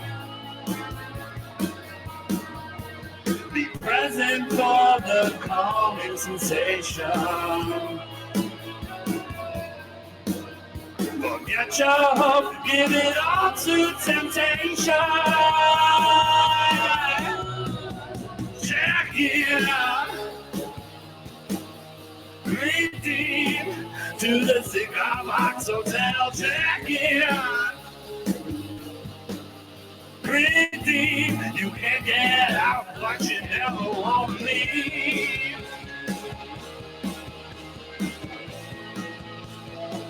But you never want to leave.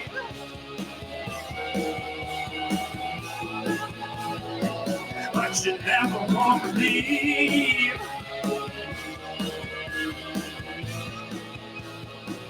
But you never want to leave.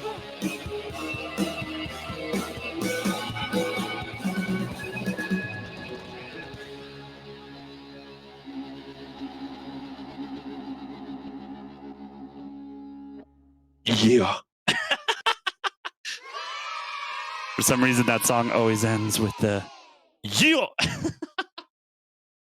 Yeah. Why? I don't know how that tradition started.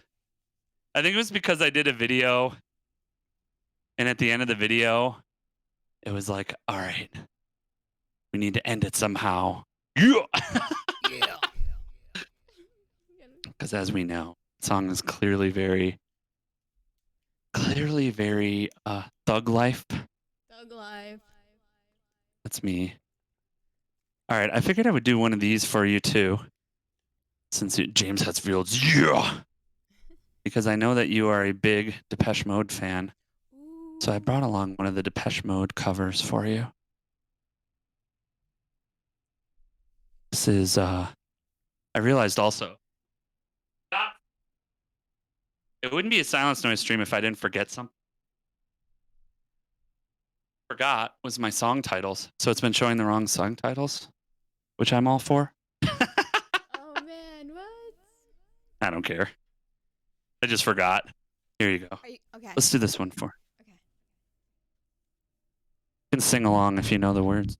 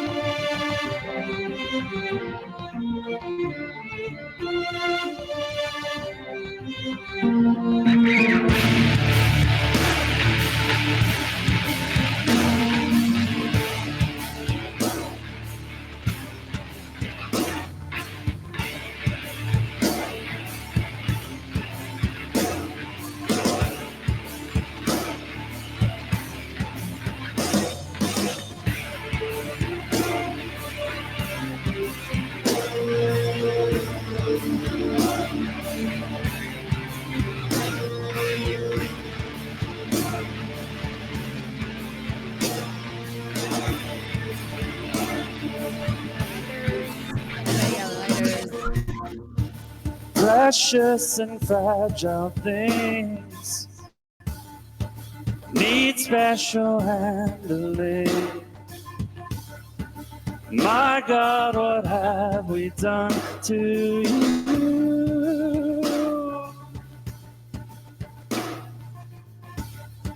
We always try to share the tenderest of care. Now look what we have put you through. Yeah. Things get damaged, things get broken. I thought we'd manage, but words left unspoken left us so brittle. There was so little left to give.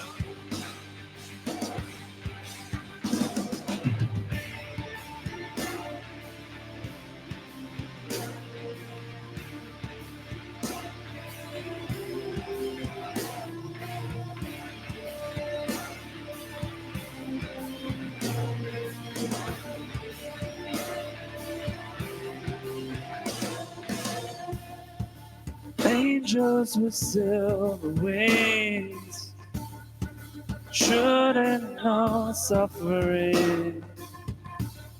I wish I could take the pain for you.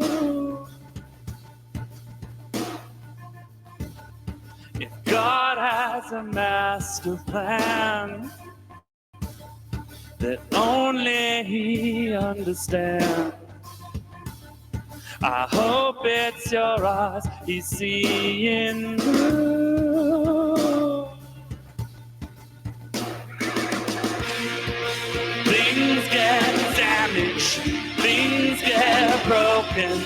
I thought we'd manage, but words left unspoken left us so brittle. There was so little left to give.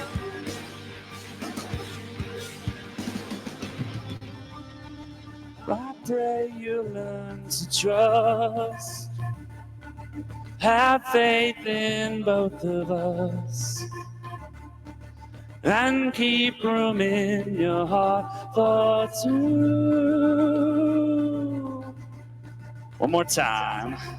Things get damaged, things get broken.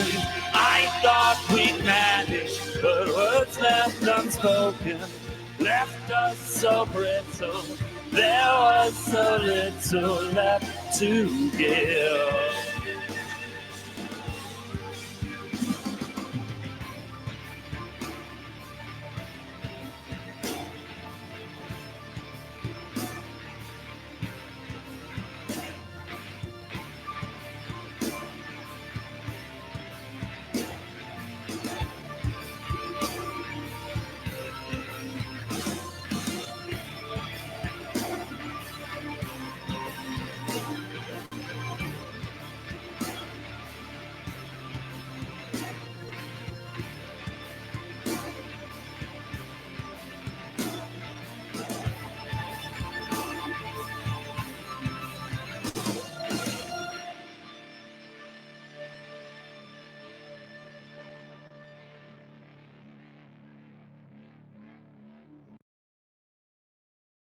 Yes.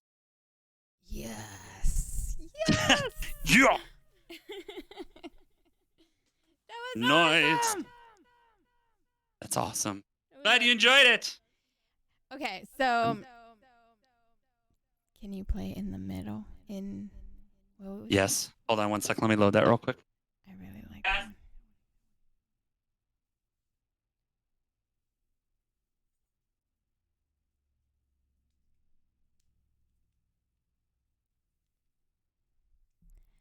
So we have the silence noise playing some of his original music. I hope you guys are enjoying this. Thanks for coming in and thanks for being in the stream. We've gone, how long has the stream gone? We've talked for a while and it's been really, really fun. So anybody that's stuck around till the very end, you guys are finally getting the treat of Ken playing his original songs. And we've learned a lot about Ken today, and a lot of his influences, his favorite albums, stories behind the songs that we're listening to.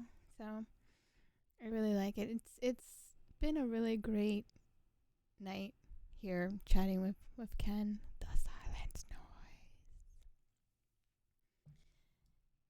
So chat, if you haven't checked the silence noise out, check him out on Spotify.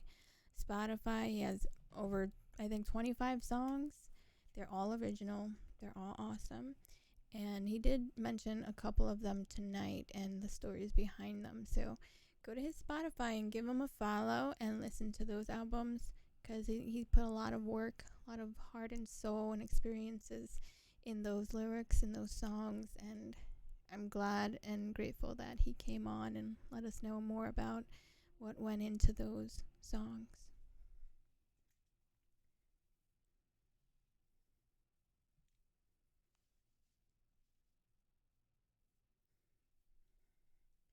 The silent noise.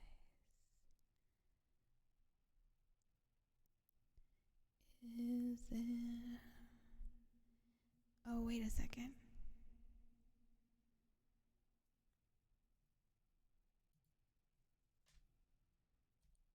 Do you guys hear it?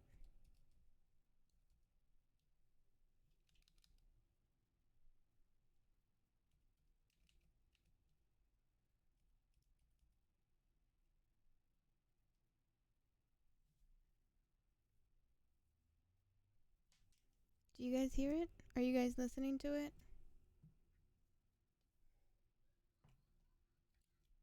No audio. Okay, I thought it was just me. Hopefully he sees the chat.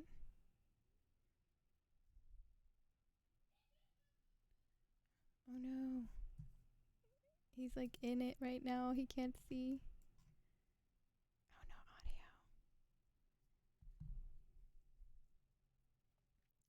Okay, I think he noticed. Okay. I know why. I have to do special things. Okay, let's go. Give it a go. Failure.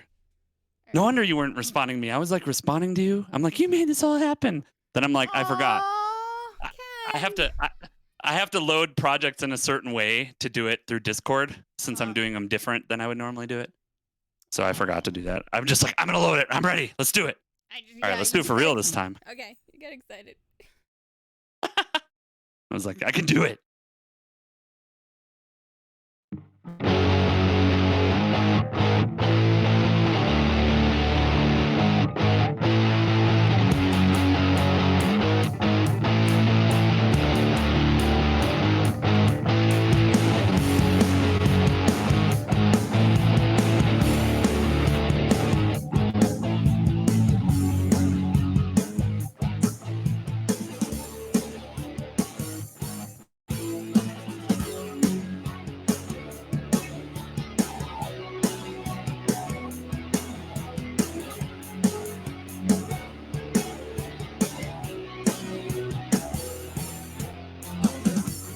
Wanted to take a little time to feel things out. I wanted to take a little time, but you wouldn't let me. I really didn't ask for that much. I really didn't ask for too much. I really didn't want all that much, but I'll take it. Yeah, I'll take it. Why did you let it go this far? When either side leads right back to the middle. I knew you wouldn't like who you are. When either end goes right back to the beginning. I really didn't ask for that much. I really didn't ask for too much. I really didn't want all that much, but I'll take it. Yeah, I'll take it.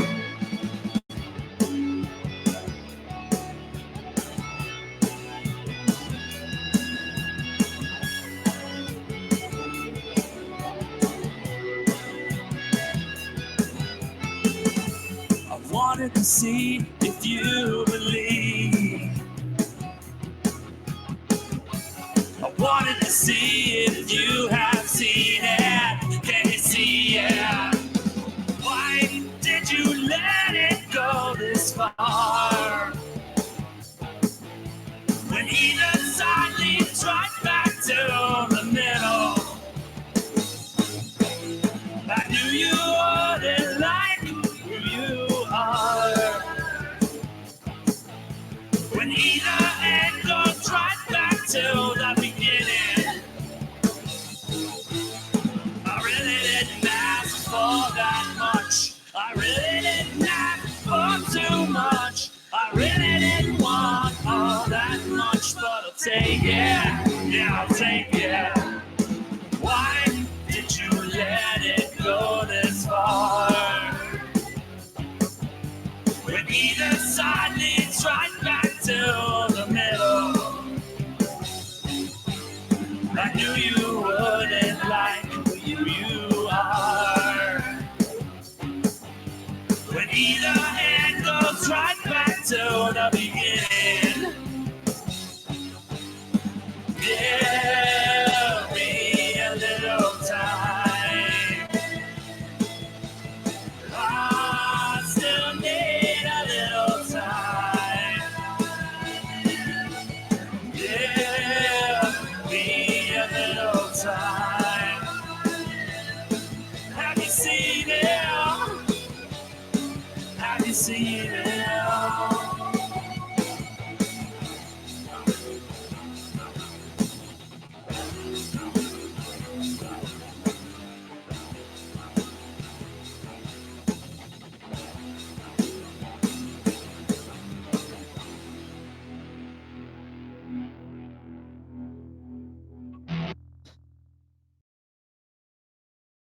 Yes. All right, back to the middle. Yes. Oh. Yes. All right. We all good? Oh my God, creative minds. I'm like surprised you even know who that is. Oh my God. Julia Chernetsky of Twitch. Yes. Oh my God. I used to talk to her back in like the MySpace days, and we were friends, and we used to message each. Okay. Like what? You even know who that is? It's. I know, right? That's nuts. He knows who that is. Yes. Yes. Yeah. She's a wild child. Wild child. Okay. Yeah. I think we all kind of grew up around the same like genre, time. I'm not gonna tell you. Probably. I'm not gonna tell you my age, but you know, yeah. You don't have to. I tell everyone my age because I don't really care. Kids aren't watching me anyway because I'm not, the hot young thing. I understand. You know what the secret is? Yoga, meditation, and just don't let the small shit stress you out. And True. just Creative Minds is a year younger than me. I'm 30, or it's 2 years. I'm 38. Oh, and Luna's in the chat, right? Yeah. Yeah. I meditate every day. Yes. And you know what? It saved my life. I used to be a wild child, and I did all that party scene and stuff like that. And now I'm a yogi, and I still like to head bang and be a metalhead, but I am still, like me. I'm still my authentic self, but just a healthier. Me neither. Creative Minds. I was the same. I was never much of a partier. I can be, because I can be an emotional drinker. Like sometimes when I'm drinking, I'm like, Yeah, I remember when Julia used to do all those interviews, and she would have like the camera, and then she would have the black and white one. Like this was before like vlogs and YouTube and all that stuff was really a major thing. And some guys were like real dicks, some guys in bands, some guys were like cool. And she had her little thing the way she was, and then she had that show. Remember when she had that show on on MTV, and then her and what was her best friend's name? I forgot. She was like the blonde one, and then oh my god, I have stories. I have no idea who these people are. I got stories, but yeah, like, yes, I remember, and yes, metal. Wow. Metal. Wow. Yeah, those are the days, guys. We'll talk. Creative Minds will be on future shows, I'm sure. Yeah. So you know, like I was all up in that scene, back in the days, and like, yeah, that's how I used to meet a lot of people too. It was fun times. But anyways, back to the music. Oh no, I'm just screwing around. I can play more if you want. We can wrap it up. Aren't you normally like? This is like super late for you. Aren't you normally like in bed by now? No. Well, I feel like I see you streaming at like 5 a.m. I'm like, do you just not sleep? Are you a vampire? I used to be a vampire. Used to be.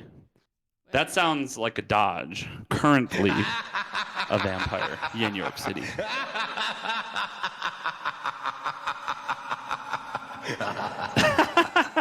She's like, no. No, I actually, I woke up this morning. I took a beautiful picture of the sunrise. That's when I usually get my time to myself. But I'm usually a morning person, and I do go to sleep maybe like 1 o'clock every night, you know? Yeah. I feel like these days I don't sleep until like 3 or 4 a.m. most nights.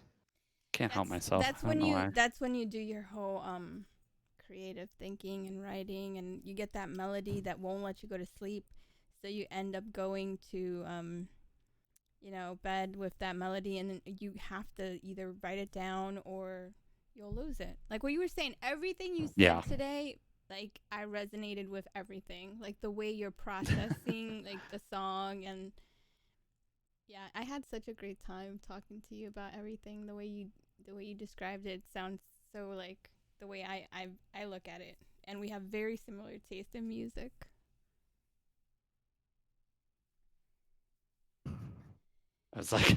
I'm like, I can kind of remember the Factory of Hope riff. I don't have that song prepared, but I was thinking about song. It. Well, you can do another Depeche Mode song if you want.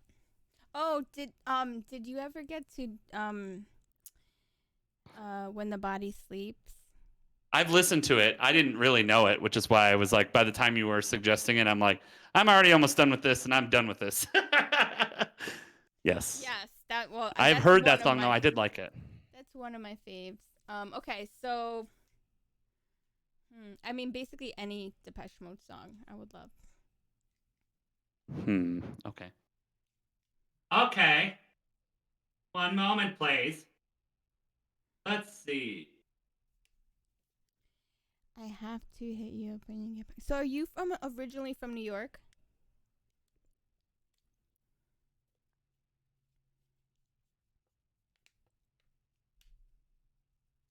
Creative minds think alike.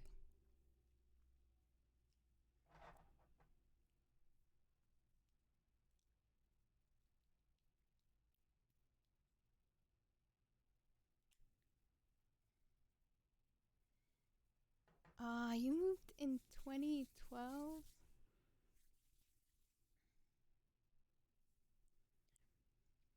Whoa, you tripped me up when you said that. And I used to tell them, like, the three of us can rule the world, baby. Same thing you do every night. Rule the world. You can hear me, right? I think I set it up properly.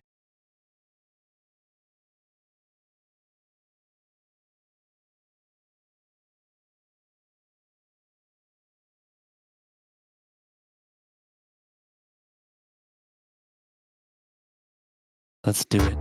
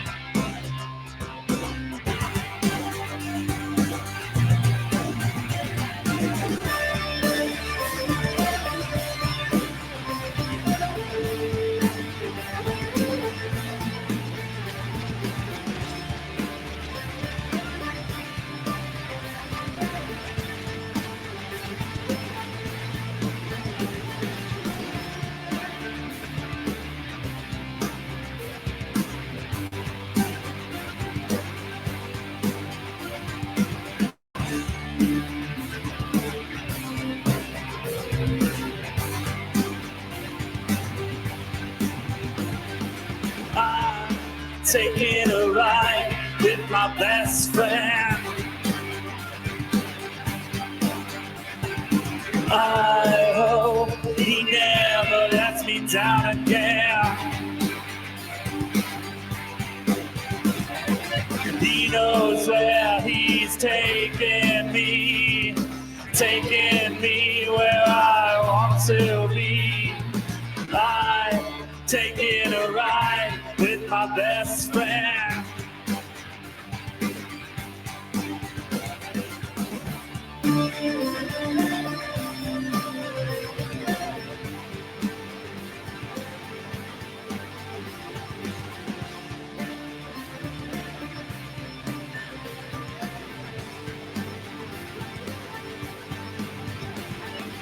We're flying high, we're watching the world pass us by.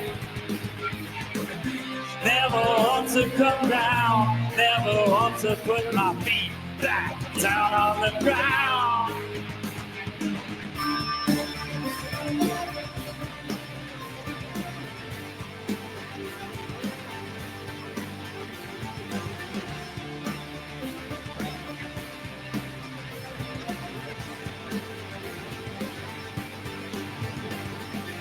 I'm taking a ride with my best friend. I hope he never lets me down again. Promises me I'm safe as houses as long as I remember who's wearing the trousers. I hope he never lets me down again.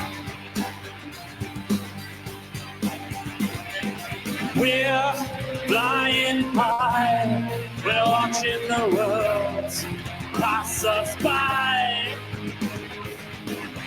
Never want to come down, never want to put my feet back down on the ground.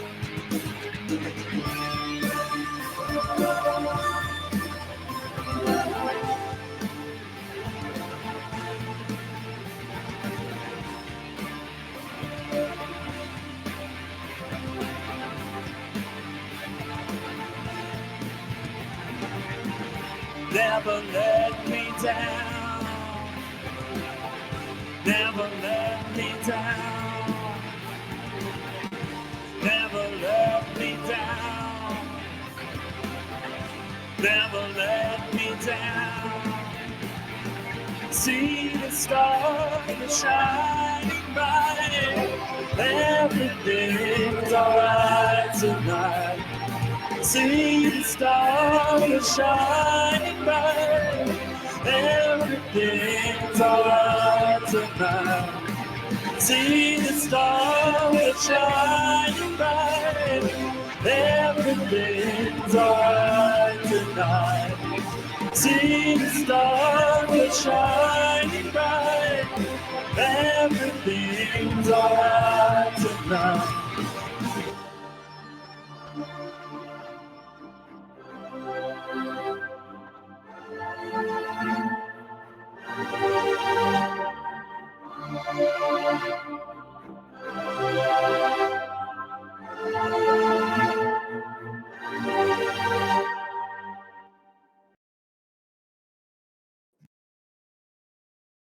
Mm-hmm. I know you like that one, so that was a good choice. Yeah, that's one of my that's one of my favorite ones. You knew which one to play. That was awesome. Yes. Yeah. Yes, I do. Wow. How long was that stream that you did the tribute? That must have been. Oh my God. It was forever. I think that stream went on for 5.5 hours, maybe 6 hours. Whoa. Well, yeah, it was by far the most successful stream I've ever done. And I really have to thank Sarah Jazz for that. Like, Sarah and I have been friends for a while now. Like, we fuck with each other in public and we're like that. But Sarah was really a huge advocate for that stream. And a lot of my people that I've hung out with over the years in that community came over for the tribute. So I think we averaged around 50 most of that stream. I It felt like know. it felt like everybody was there. Yeah, Like like all the regulars everybody. are here. Yes, yes. I popped Yeah. in there and it was like the chat was like it was like I so know. many people. It was so It was so exciting. it was so much fun. And the thing was is like it was I think anybody who's played like a first show like that is it was like simultaneously terrifying and exciting because I'm like, okay, I've rehearsed all these songs a ton, but there's still things I'm not super sure on, and I know I'm gonna fuck some things up, and like I don't want to mess anything up during like someone else's favorite cover. And I Oh. was like, ah. But yeah, we were so active that we played the full 14 song set of Depeche, and then at the end we replayed one of the Depeche songs by request. Someone donated for it. And then we played like 6 or 7 originals because people were like, I want you to play an original. And then Sarah kept torturing me because Sarah's favorite Silence Noise song is Washed Up. And so she's like, Ooh. I will pay you $50 or something to play it again. So I played the same song twice in a row. Wow. Yeah, I But, think I know which one. Yeah, that one's really good too. Oh. Washed Up, yeah. Washed Up was one that was an idea that came out like very quickly. Like that song, I had a lyrical idea for it, and that song was just boom. It was like a couple of lyrics to done. It was one of the fastest songs I've ever written. It's like that. Like, It's okay. like lightning. Like sometimes you just Yeah. think about For something, it's sometimes, like- yeah. A lot of times it's not, but that one in particular it was. Yeah, sometimes it goes that way. Like or it takes you. But I do agree. Once it's like it starts like kind of fading, and then you try to go back to it, and that feeling is done. It's gone already. So it's a new Right. song. It's a new energy. Yeah, and I don't like that. Like to me it's like then those tend to be the ones I get stuck on or I never finish because it's like, all right, well, I didn't capture the idea and then it's just done. Like lyrics, lyrics are what come to me first. Riffs and arrangements take a little bit longer for me. But lyrics, I can almost always come up with lyrics for anything when I'm hearing it. I think I'm the opposite in that regard. But I also feel like, over time I've gotten better at guitar and bass and, my instruments so that I could come up with ideas faster. But yeah, a lot of times I find if I come up with at least some sort of lyrical melody, it gets a lot easier for me to write the rest of arrangement around it. It's like, okay, I can write the rest far more easily.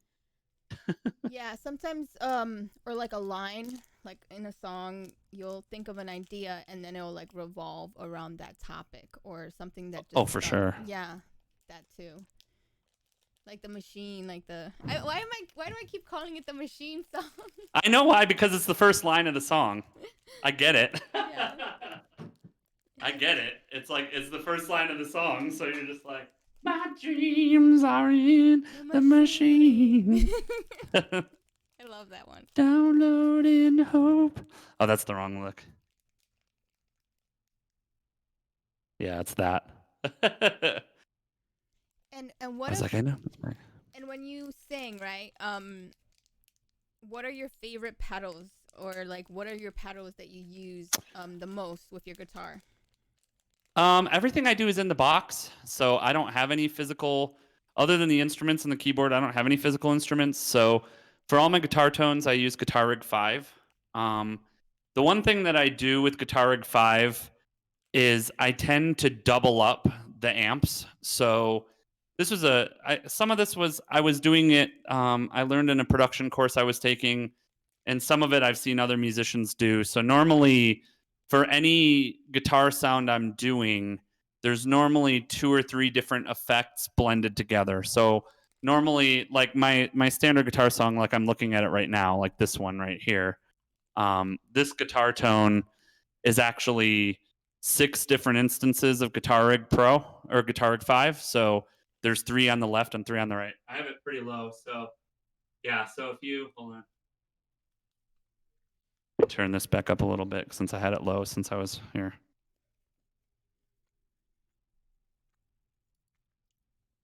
All right, so this is your blended sound. So you got the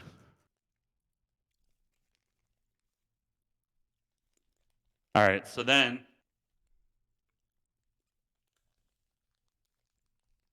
they're grouped. So hold on, I might have to ungroup them one sec. I was like, I can solo one at a time.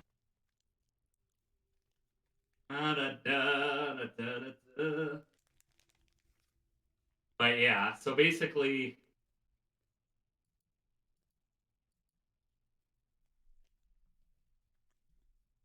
is my group. All right. Never mind. It's probably easier if I just load up a different setup because I'm in my live looping project right now. Hold on. Yeah. Let's use this project to be much easier. So for this one,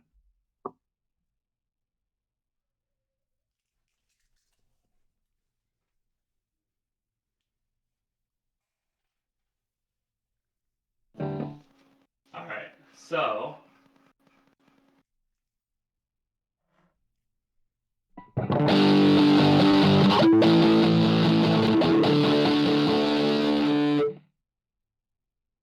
you have that sound.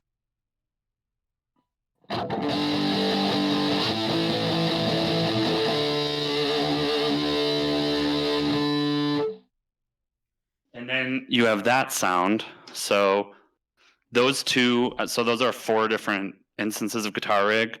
And then when you put them all together, you get a much bigger sound.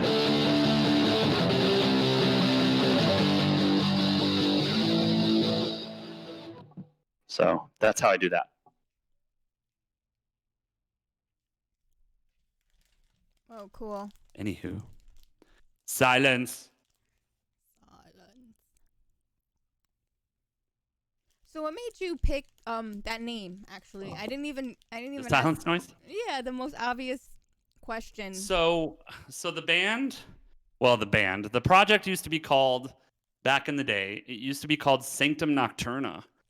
And most of the first 2 albums that I released were way more kind of goth influenced. So they were a bit darker, they were a bit more electronic. Like a lot of the electronic songs came from those first, or influence was shown up in those first couple of albums more.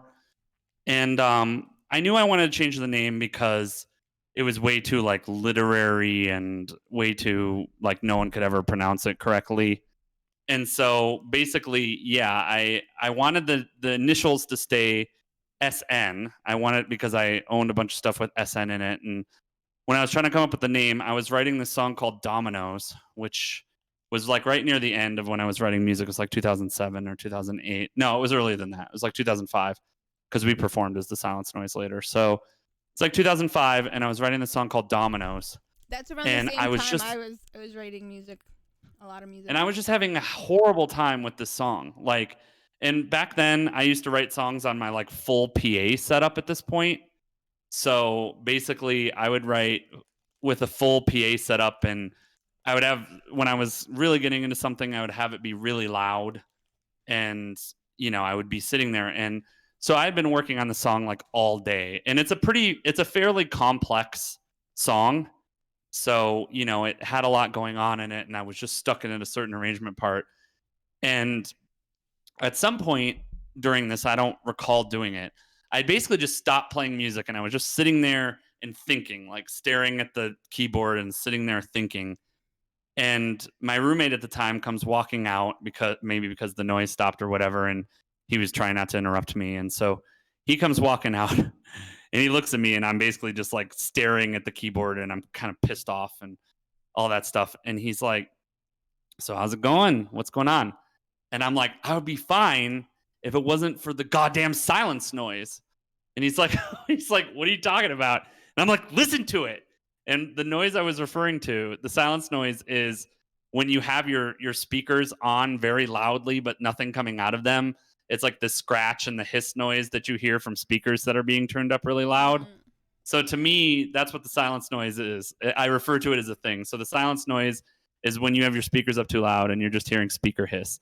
So it's actually speaker hiss. But then the more I sat around and thought about it, I'm like, there's like irony in it, and it's kind of there's a we can talk about. So to me, the story of it came from writing that song and just sitting there being really mad about it, and the loud buzz you hear when speakers are on in the background and you're not doing anything with them.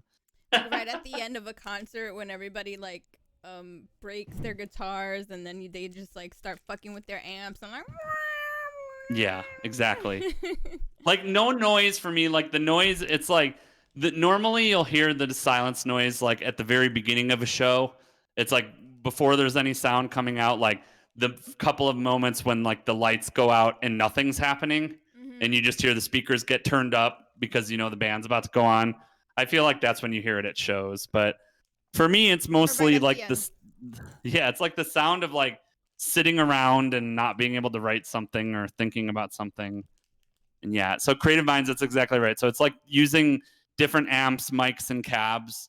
So basically that's exactly what I'm doing. It's like using 3 or 4 different ones and then just kind of blending to taste. So I have a couple of presets that I've like adjusted, and it's kind of tinnitus would be worse because then you're hearing that ringing noise. Thank God I don't have anything like that. I've been pretty good with my ears, thankfully. Like I've been to some loud shows and I'm lucky, but no tinnitus. No tinnitus yet. But yeah, that's exactly the idea, is like having 3 or 4 in some songs. Well, and nowadays, so like to create the guitar tones. So like there's a couple of songs in the Depeche tribute, for example. I have massive amounts of guitar tones and overdubs, which is like very Butch Vig, Smashing Pumpkins kind of thinking approach to guitar. So normally I'll blend the 3 different there'll be like 3 on the left or 4 on the left and 3 on the right and 4 on the right, and they're normally matching. The ones on the left are and right are matching, but the parts don't match. So I'll do different takes and overdubs for the left and then for the right. And then normally in every song there's a palm muted track. So then I take those same 3 and up the center, depending on the song. Normally it's up the center though. I'll just do palm muting fills to make the guitar a little bit heavier. So it'll be playing one of the 2 parts and just filling up the middle. And then the other trick that I just learned recently that I've really been working quite a bit for even thicker guitar tone is it came from Produce Like a Pro video. Warren Hewitt did a video, and basically you take your same guitar amps or whatever that you're using for the guitar sound and you play the bass into them, but you play the high strings on the bass. So you play the D string and above on the bass. So basically what you get is you get a sound that sounds like a baritone guitar. So it gives you, like, I don't have a 7-string guitar. So for me, you can do that to really thicken it up. Normally for that, you have to turn the distortion or the gain way up depending on the amps to get like the dirty sound that I'm creating. But like in the cover of Question of Lust that I did, and Halo, and some of the ones with the really heavy guitar, yeah, those normally have between 20 and 25 tracks of guitar, and it's blending different amps, different instances of guitar rig, palm muted and baritone stuff to make them really, really heavy. There's a lot of guitar. Wow, so it takes a lot to just get that perfected noise. Oh man, everybody's got their tone. Yeah. Like for me, my tone is like a mixture of Marilyn Manson, Nirvana, and Rammstein. Like it's kind of those 3. Like that's the tone that I kind of like, because my favorite guitar tone in music is probably Rammstein. I just love their giant driving rhythm guitar. And since I play some lead, but I'm more of a rhythm guitarist, especially since I'm singing at the same time. And I just love that thick kind of Rammstein guitar sound. And so I kind of go for a blend that sounds like that. Oh, thanks, Art, for sticking around. Thanks, Art, for sticking around. Hopefully you enjoyed it. I appreciate it. Hopefully you liked the music. Yeah, Art's awesome. She does a lot of naked lady paintings. So if you like, naked lady paintings, yes. My favorite kind of paintings. Yes, she's like an artist and she does a lot. She actually used to go see nude models to paint, and then she would bring like the samples of it on stream, and she would do her own like live version of the small version that she made in painting class. And yeah, That's super so cool. she's seen a lot of boobies in her life and made it art. Living a good life. Living the life. Better art. life than me. Yeah, she's super chill. She's fun. I like her. We've known each other. She's been in through the whole like before I was affiliated, so she's cool peeps. Art. That's awesome. And she's Canadian, and Canadians, they're like Canadian boobs on top of it. Oh, I don't know. I haven't heard anything about Canadian boobs, so maybe. Probably good. Oui, oui. Oui, oui. So wow. All right. I can't believe it's 11 o'clock already, and we've been on since like 7 something. So we've been on since 4 my time. I'm like, I'm starving. I need to go eat. Yes. I know. Me and Phoenix went on for like, I think it was 6 hours or some craziness. And like, I remember I got off and I was like, okay, Phoenix, it was great, blah, blah, blah. And then he started again and we started talking again and saying bye again for another 20 minutes. And I'm like, I can't imagine when he moves to New York, like the fun. Oh, you guys will be at restaurants until 4 in the morning, I'm sure. Yes, it's going to be fun. All right. Well, I appreciate you having me on. I hope everybody enjoyed the music, and I hope to come back. I'll come back anytime. Anytime we want to talk music stuff or anything. Yes, we had such a good time. I would love to do this again. And you guys, Awesome. If you're not following The Silence Noise, give him a follow. He's such a fun person. And yeah, I've been wanting to get you on the podcast or the show, whatever have you, like for a while, because you definitely do something different here, and it's unique, and you do your own shit, and you make it yours, and you own it, and that's what I want to see. I want to see people do more of that, not be afraid of their own creativity, and actually show it to the world. And Twitch is an awesome platform, so make sure to like support, a lot of these Twitch musicians, because a lot of them, they're not gigging right now also. So this is like their main gig, some of them. So awesome. Thank you so much for having me. I appreciate it. Thank you so much. And guys, I hope to see you guys in his stream and chatting it up and giving him a lot of support and love. And thank you so much again, Ken. It was awesome. All right, guys. I'll see you guys on the next stream, whether it's meditation or an IRL. We're going to be doing more of these kinds of streams. Thank you, Creative Minds, and everyone in the chat.